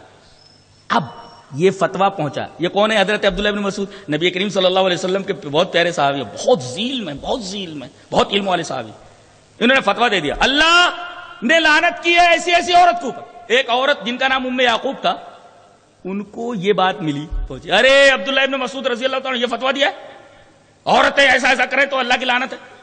آئی فجاءت فقالت, آئی کہے حضرت میں کیا سن رہی ہوں, کہا کیا بات ہے, کہا کہ نو بلغنی ان کا ان کا لعنت کہی تھا, آپ نے اسی طریقے سے لعنت بھیجی ہے, لعنت بھیجی ہے. دیکھو کتنا بڑا صحابی ہے, کوئی پیر اس کے مقام تک نہیں پہنچ سکتا. ایک عورت جھگڑ رہی آ کر کے, ایسا مسئلہ کیسے بولے تم, ایسا مسئلہ کیسے بولے, دلیل کیا ہے؟ اب یہ کہہ رہے ہیں فقال وما لی لا العن من لعن رسول اللہ صلی اللہ علیہ وسلم ومن هو فی کتاب اللہ, میں لعنت اس وجہ سے کر رہا ہوں کہ رسول اللہ صلی اللہ علیہ وسلم نے لعنت بھیجی ہے اور کتاب اللہ میں. دیکھو دلیل کس صحابی نے کس بات کی دلیل دی, قرآن کی اور سنت کی, دو ہی دلیلیں دی. فقال وما لی لا العن من لعن رسول اللہ صلی اللہ علیہ وسلم, ارے مان لینا تھا نا. کہتے بھائی امام نے کہہ دیا چپ چاپ مان لو. ارے یہ عورت صحابی کی بات نہیں مان رہی ہے, دلیل مانگ رہی ہے. یہ ہاں یہ بھی صحابی ہے وہ بھی صحابی ہے. اللہ صحابہ کرام کے بارے میں اللہ کے رسول نے فرمایا جس پر میں اور میرے صحابہ وہ فرقہ جنتی. اور صحابیہ کا طریقہ دیکھیے, صحابی کا طریقہ دیکھیے. صحابیہ نے ایک بات سنی, دوڑی دوڑی آئی, اے تم نے یہ مسئلہ کیسے بیان کیا, عورت کے اوپر لعنت لعنت لعنت, ایسی ایسی عورت کو. ارے کہا اللہ کے رسول نے لعنت کی, اس وجہ سے میں لعنت کر رہا ہوں, قرآن نے اس وجہ سے لعنت کر رہا ہوں. اب عورت بولنے لگی, اب دیکھو جھگڑ رہی ہے. فقالت لقد قرأت ما بین اللوحین فما وجدت فیما, میں پورا قرآن پڑھ گئی ہوں یہ مسئلہ سننے کے بعد, لیکن جو تم بیان کر رہے ہو وہ قرآن میں ہے وہ نہیں. اللہ اکبر, دیکھ رہے ہو ایک عورت کا علم دیکھے. ہماری ماں اور بہنوں کے لیے عبرت ہے, لمحہ فکر ہے. دیکھو ان کو تو کھانا بنانے تو فیشن ہی سے فرصت نہیں ہے. شوہر جب آئے گا گھر میں تو یہ کہاں ملیں گے معلوم ہے, بال بکھرے ہوئے, اور کہیں کہیں تو کالے والے بھی لگا لیتے ہیں ایسے. شوہر دیکھ لے تو طبیعت اس کی بدمزہ ہو جائے, تھکا تھکا ہے, اور کہیں جانا ہوا, چلنا ہے آج ذرا دعوت وعوت ہے, بازار چلنا ہے, آپ فوراً ذرا میں نہا لوں تھوڑا سا, ذرا اچھے کپڑے. ارے اللہ کی بندی کائے کے لیے نہا رہی ہے, بازار جانا, اچھا شوہر کے لیے نہیں نہائے گی.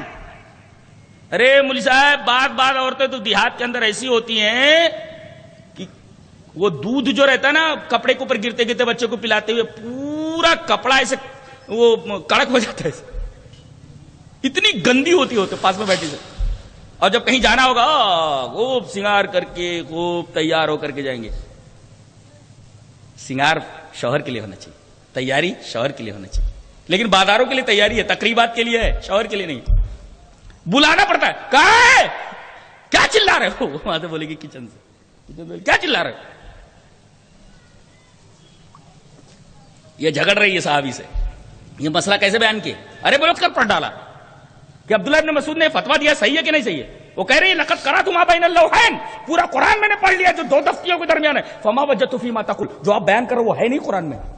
اللہ اتنی بڑی عالمہ ہے, قرآن کی عالمہ ہے یہ صحابیہ ام یعقوب, اور بحث کر رہی ہیں ایک عالم صحابی سے. چپ چاپ بات مان لینا تھا نا, نہیں مان نہیں, دلیل طلب کر رہی ہیں. اب دلیل دے رہے ہیں یہ, ارے اللہ کی بندی لقد کنت قراتی ہے لقد وجدتی ہے, اگر تو نے غور سے پڑھا ہوتا تو تجھے وہ مسئلہ مل گیا ہوتا. کہا کہ آپ بتائیں کہاں ہے وہ. کہا کہ سورہ حشر کی تو نے یہ آیت پڑھی ہے. کہا کون سی, وما آتاکم الرسول فخذوہ وما نہاکم عنہ فانتہوا, رسول جو تمہیں دے دیں وہ لے لو, جس سے منع کرے اس سے رک جاؤ. کہا کہ ہاں یہ پڑھا ہے.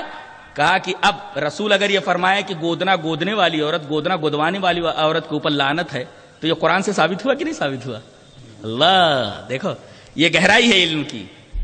ہاں کہہ رہی بل اب سمجھ میں آ گیا. اب دیکھو جب تک قرآن کی دلیل سے انہوں نے سمجھایا نہیں, صحابیہ ماننے کے لیے تیار نہیں, ایک صحابی کی بات ماننے کے لیے تیار نہیں ہے, اور آپ پیر کی بات بغیر دلیل مان لے رہے ہو, امام صاحب کی بات مان لے رہے ہو. کہاں گئی تقلید؟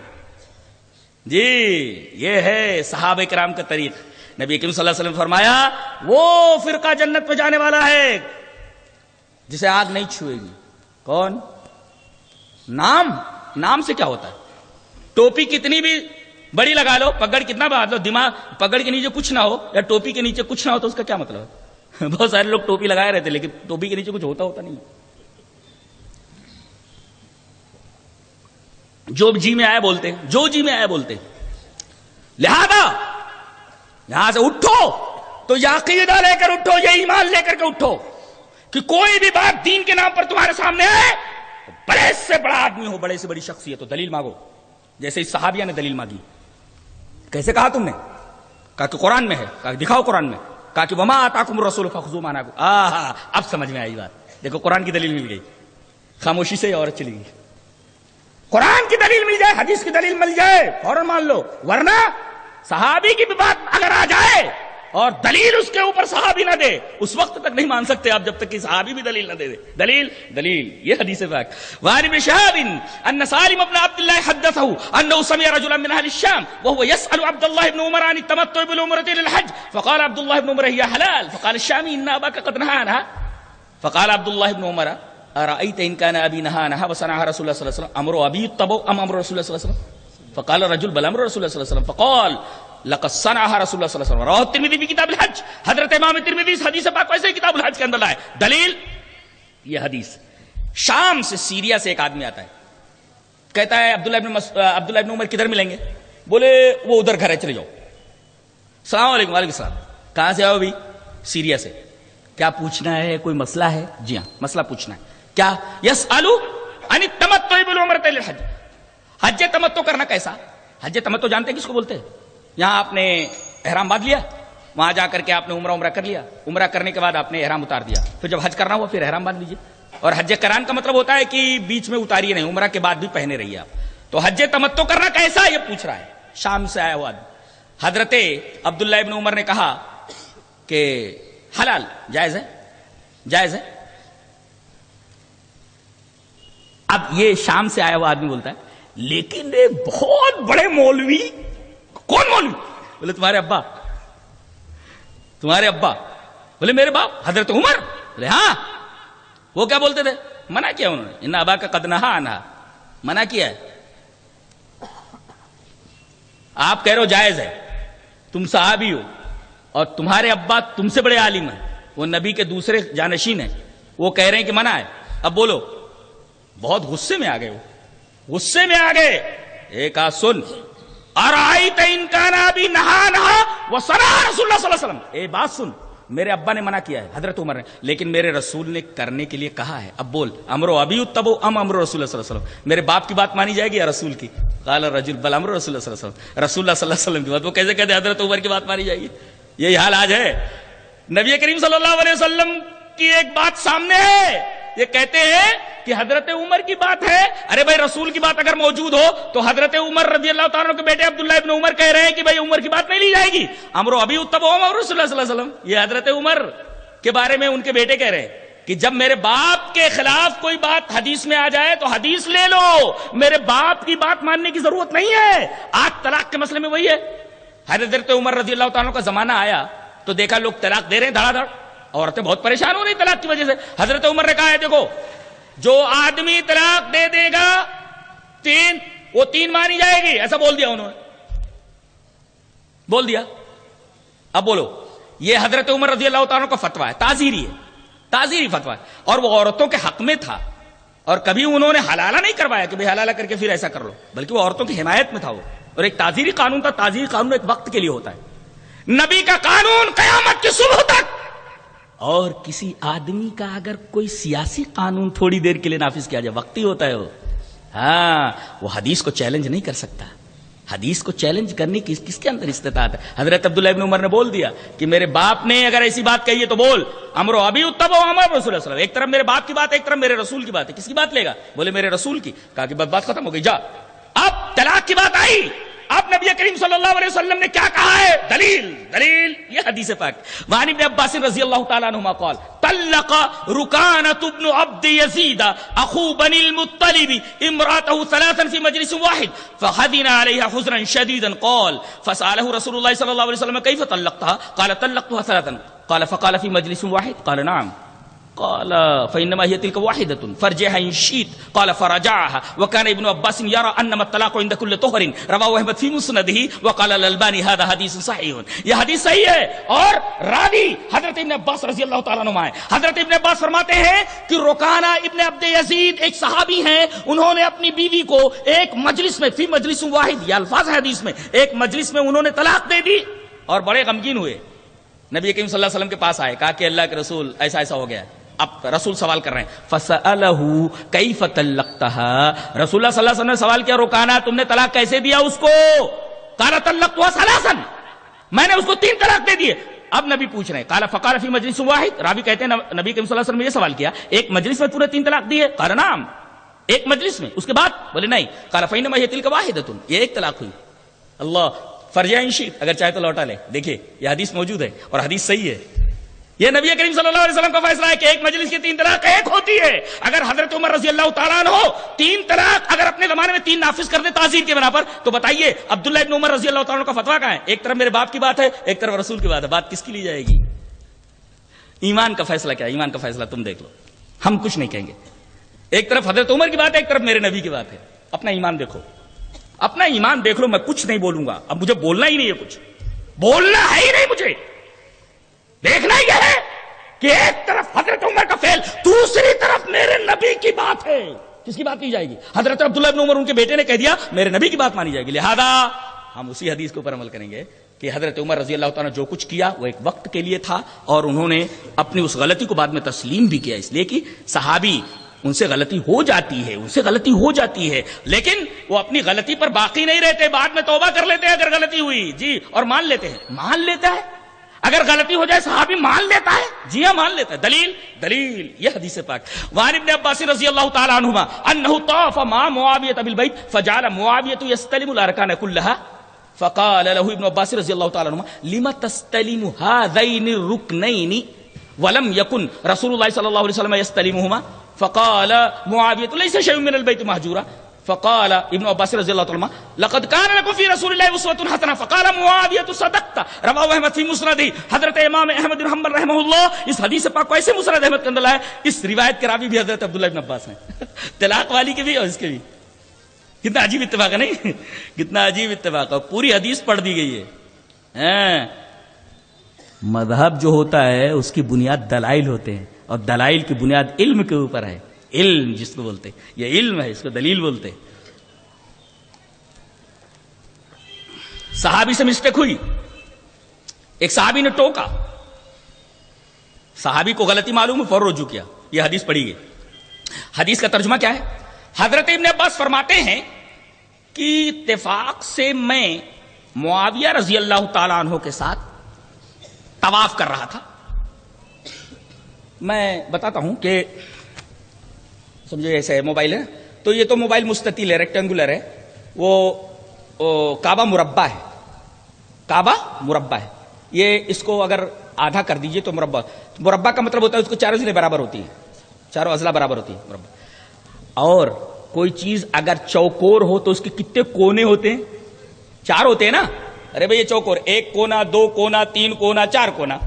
تو کعبہ چوکور ہے، اس کے 4 کونے ہیں.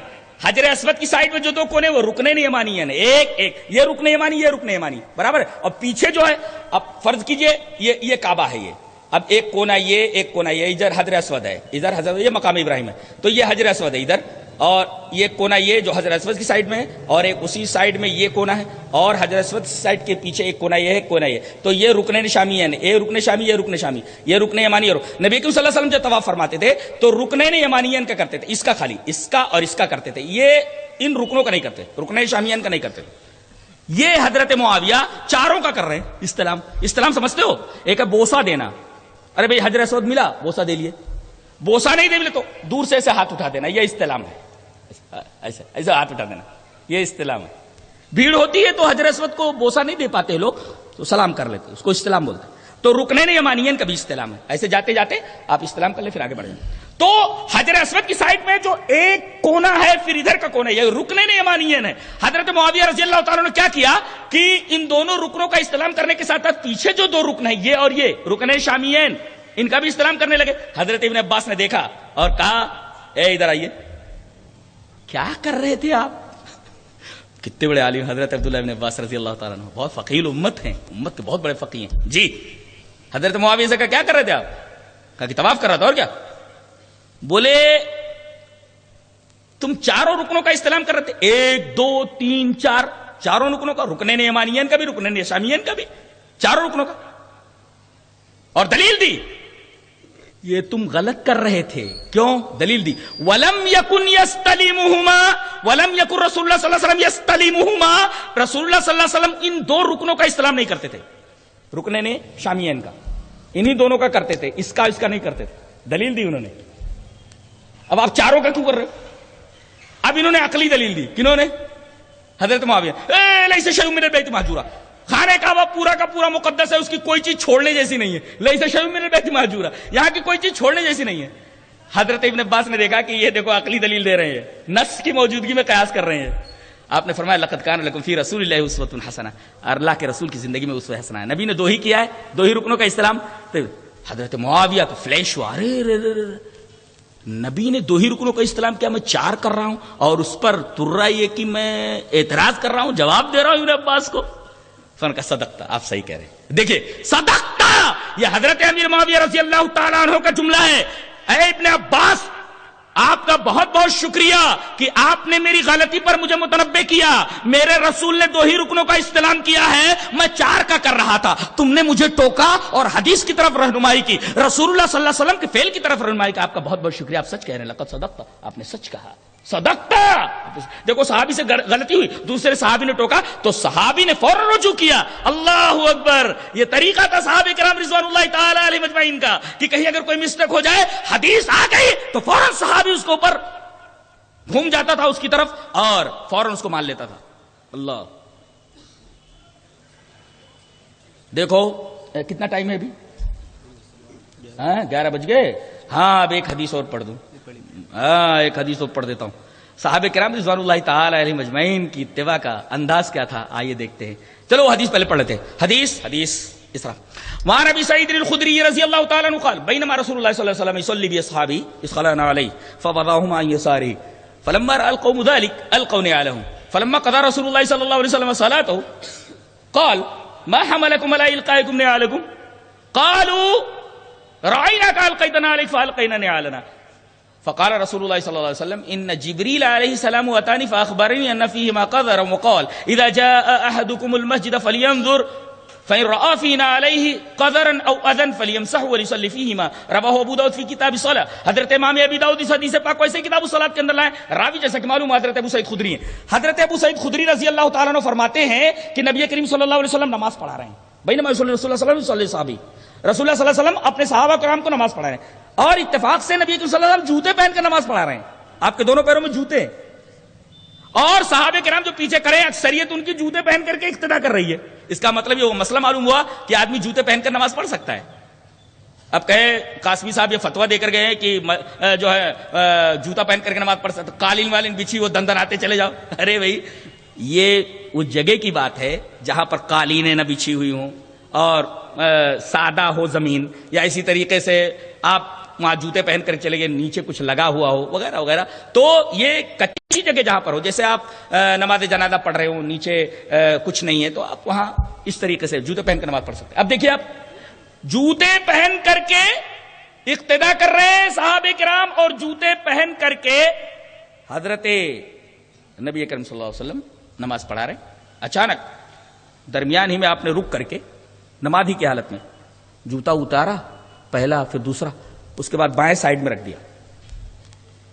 صحابہ کرام نے دیکھا, مسئلہ یہ معلوم ہوا کہ آدمی جب نماز کی حالت میں ہو تو اس کی نگاہ سجدے کی جگہ پر ہو, لیکن اگر وہ امام کی طرف بھی دیکھ لے اور دیوار کی طرف بھی دیکھ لے تو چلتا ہے.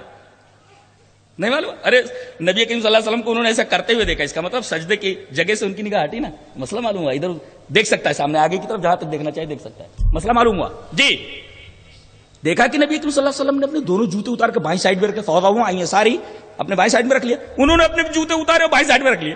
نبی کریم صلی اللہ علیہ وسلم نے جب نماز ختم کی، فلما قضى رسول اللہ صلی اللہ علیہ وسلم صلاۃ، نبی کریم صلی اللہ علیہ وسلم نے نماز ختم کی تو دیکھا سارے کے جوتے بائیں سائڈ میں رکھے ہوئے نکالے ہوئے. آپ نے فرمایا ما حملکم علی القائکم نعالکم، ارے بھائی تم لوگوں نے اپنے جوتے کیوں اتارے؟ کتنا پیارا جواب ہے دیکھو. قالوا رأیناک القیت نعلک فالقینا نعالنا، اے ہمارے حبیب ہم نے آپ کو جوتے اتارتے دیکھا، ہم نے جوتے اتار دیے، ہم نہیں جانتے کیا کیوں کیسے، ہم نے آپ کو جو کرتے ہوئے دیکھا کر لیا. اللہ اکبر. دیکھ رہے ہیں آپ اتباع، یہ اتباع ہے. اگر اسی طریقے کی اتباع نبی کی بات آ جائے تو کیوں اور کیا کیے بغیر اگر آپ مان لیتے ہیں تو اسی کا نام اتباع، دیٹ از کالڈ اتباع، اسی کا نام اتباع ہے. اگر یہ جذبہ آپ کے اندر پیدا نہیں، کیوں اور کیا، یہ مولوی صاحب یا کتاب، ہاں تب گئے آپ کام سے. کیا پیارا جواب ہے. تم نے اپنے جوتے کیوں اتارے؟ جواب دیکھیں قالوا رأیناک القیت نعلک فالقینا نعالنا، اے ہمارے حبیب ہم نے آپ کو جوتے اتارتے دیکھا، ہم نے اپنے جوتے اتار دیے، بس ہمیں اور کیا کیوں کیسے وائی واٹ ہاؤ یہ سب ہم کو نہیں آتا ہے. تو نبی کریم صلی اللہ علیہ وسلم نے فرمایا اچھا ایک مسئلہ یہ معلوم ہوا کہ بھائی جوتے اتار دیے نماز کی حالت میں، نماز ہو گئی نا، نماز کے اندر کوئی خرابی ہوئی، جوتے اتارے، ارے بھائی یوں جوتے اتارے ہوں گے، پھر یوں جوتے اتارے ہوں گے، پھر اس کو پکڑ کر کے بائیں سائڈ میں رکھا ہو. اس کا مطلب یہ ہوا اگر موبائل آپ کی جیب میں ہے، سوئچ آف آپ نے نہیں کیا ہے اور ٹوں ٹوں بجنے لگا تو آپ جیب سے نکالیے، ایسے باندھے ہوئے ہیں چھوڑ دیجئے، ہاتھ نکال کر کے سوئچ آف کر کے جیب میں ڈال، ایسے دیکھتے مت رہے کس نے کیا ہے، سوئچ آف کر کے جیب میں ڈال لی ہے.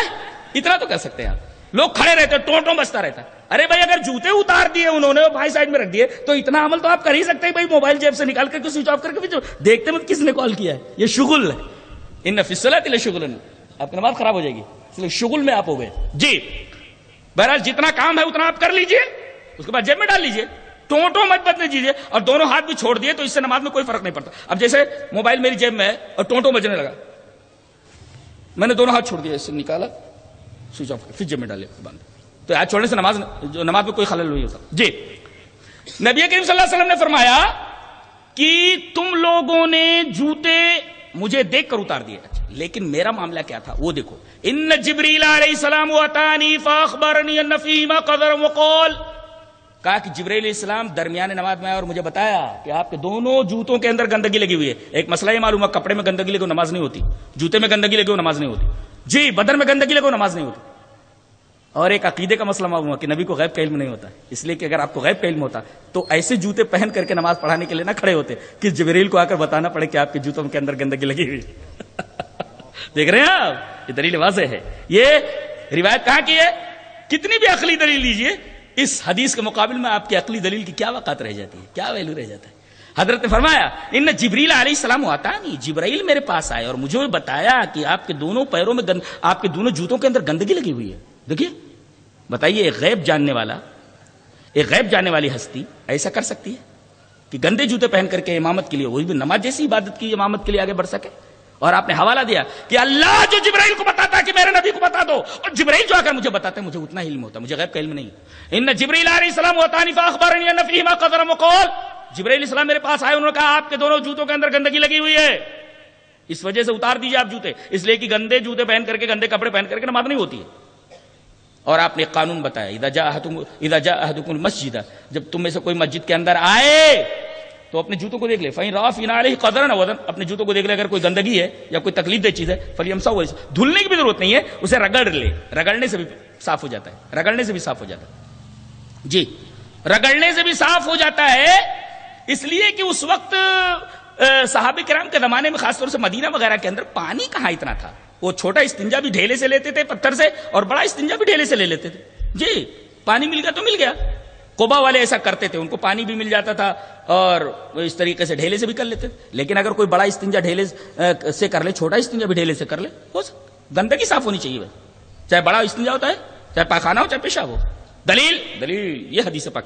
وعن ابی ہریرہ رضی اللہ تعالی عنہ قال قال رسول اللہ صلی اللہ علیہ وسلم انما انا لکم مثل الوالد لولده اعلمکم اذا اتیتم الغائط فلا تستقبلوا القبلة ولا تستدبروها ونهى عن الروث والرمة وامر بثلاثة احجار ونهى عن الروث والرمة ونهى ان يستتيب الرجل بيمينه रवाहु इब्न माजा फी किताब तहारा, हजरत इमाम इब्न माजा इस हदीस पाक को ऐसे किताब तहारा के अंदर लाया, रावी हजरत अबू हुरैरा। हजरत अबू हुरैरा फरमाते हैं कि जनाब मोहम्मद रसूलुल्लाह सल्लल्लाहु अलैहि वसल्लम ने इरशाद फरमाया, मेरी हैसियत तुम्हारे ताल्लुक से ऐसी है जैसे एक बाप के एक बेटे से। अल्लाह अकबर। नबी ने फरमाया मैं तुम्हारा रूहानी बाप हूं। अल्लाह, पूरी की पूरी उम्मत आपके बेटे हैं। कौन से? जो तौहीद वाले हैं, तौहीद वाले। अगर तौहीद नहीं है तो हजरत नूह अलैहिस्सलाम का बेटा सामने डूब गया, हजरत नूह ने पुकारा बना था नूह रब्बो रब्बे नहीं मिला, अपने रब को पुकारा नूह अलैहिस्सलाम ने, मेरा बच्चा डूब गया, मेरा बच्चा और ये मेरे अहल में से। अल्लाह ने फरमाया काला या नूह इन्नहु लैसा मिन अहलिक, ये तेरे अहल में से नहीं है। अल्लाह, अरे बेटा बाप के अहल में से नहीं होता? अल्लाह फरमा रहा तेरे अहल में से नहीं है। इसका मतलब ये हुआ जो उम्मती मुवहिद नहीं है, किताब सुन्नत का पाबंद नहीं है, वो नबी की शफाअत में शामिल नहीं हो सकता। जी, शफाअत में शामिल नहीं हो सकता। तो मैं तुम्हारे लिए ऐसे हूं जैसे एक बाप अपने बेटे के लिए होता है। बाप छोटी छोटी बातें सिखाता है। उअल्लिमुकुम, मैं तुम्हें सिखाता हूं, इदा अतैतुमुल गाया, जब तुम पाखाने के लिए आओ या पेशाब के लिए आओ तो छोटी छोटी चीजें बाप मां बताते हैं, यहां तक पेशाब कैसे किया जाए पाखाने, तो मैं भी वैसे बाप की तरह बताता हूं तुमको। फला तस्तकबिलुल क़िबलता वला तस्तदबिरुहा, जब पेशाब पाखाने के लिए बैठो तो ना तो काबे की तरफ मुंह करो ना काबे की तरफ पीठ करो, बल्कि उत्तर दक्षिण हो जाओ, बराबर। वह अमरा बिसलासति हजारिन, छोटा इस्तिंजा हो या बड़ा इस्तिंजा हो, 3 पत्थर ले लो, कम से कम 3 पत्थर, ज्यादा से ज्यादा कितना भी ले सकते हो, 3 पत्थर ले लो, छोटा इस्तिंजा बड़ा इस्तिंजा हो गया, बराबर, साफ हो गया। और आपने फरमाया वनहा अनि रौथि व रिम्मा, हड्डी से और गोबर से इस्तिंजा मत करो, इसलिए कि जिन्नों की खुराक है। जी, ये जिन्नों की खुराक है। अब वो कैसी खुराक है, वो कैसे खाते हैं, अल्लाह जाने, ये एक अलग तफसील है। कभी इंशाअल्लाह इस पर बहस हुई जिन्नों के ऊपर, वमा खलक़तुल जिन्न वल इंसा इल्ला लियअबुदून, तो हम बताएंगे कि इसका क्या मामला है, ये हमारा मौजूद बहस नहीं है अभी। तो नबी करीम सल्लल्लाहु अलैहि वसल्लम ने इरशाद फरमाया कि तुम लोग गोबर से और हड्डी से इस्तिंजा मत करो। और एक बात और आपने फरमाई, वह नहा रसूलुल्लाह सल्लल्लाहु अलैहि वसल्लम यस्ततीब रजुलु बियमीनी, नबी करीम सल्लल्लाहु अलैहि वसल्लम ने मना फरमाया कि आदमी दाहिने हाथ से इस्तिंजा ले। छोटे हाथ, ये छोटा इस्तिंजा या बड़ा इस्तिंजा दाहिने हाथ से लेने से मना किया गया है। एक नुक्ता मालूम हुआ, जो हाथ दाहिने का है, जो मकाम दाहिने हाथ का बाएं हाथ का नहीं है, इसी वजह से हम एक ही हाथ मुसाफिर के लिए बढ़ाते हैं। इसलिए कि नबी ने फरमाया वनहा रसूलुल्लाह सल्लल्लाहु अलैहि वसल्लम यस्ततीब रजुलु बियमीनिही, और मना फरमाया है कि आदमी दाहिने हाथ से इस्तिंजा न करे। अल्लाह, इसका मतलब दाहिना हाथ जो होता है वो बाएं हाथ की तरह नहीं होता, बाएं हाथ से गंदगी साफ करो, इसलिए कि दाहिने हाथ का मकाम है।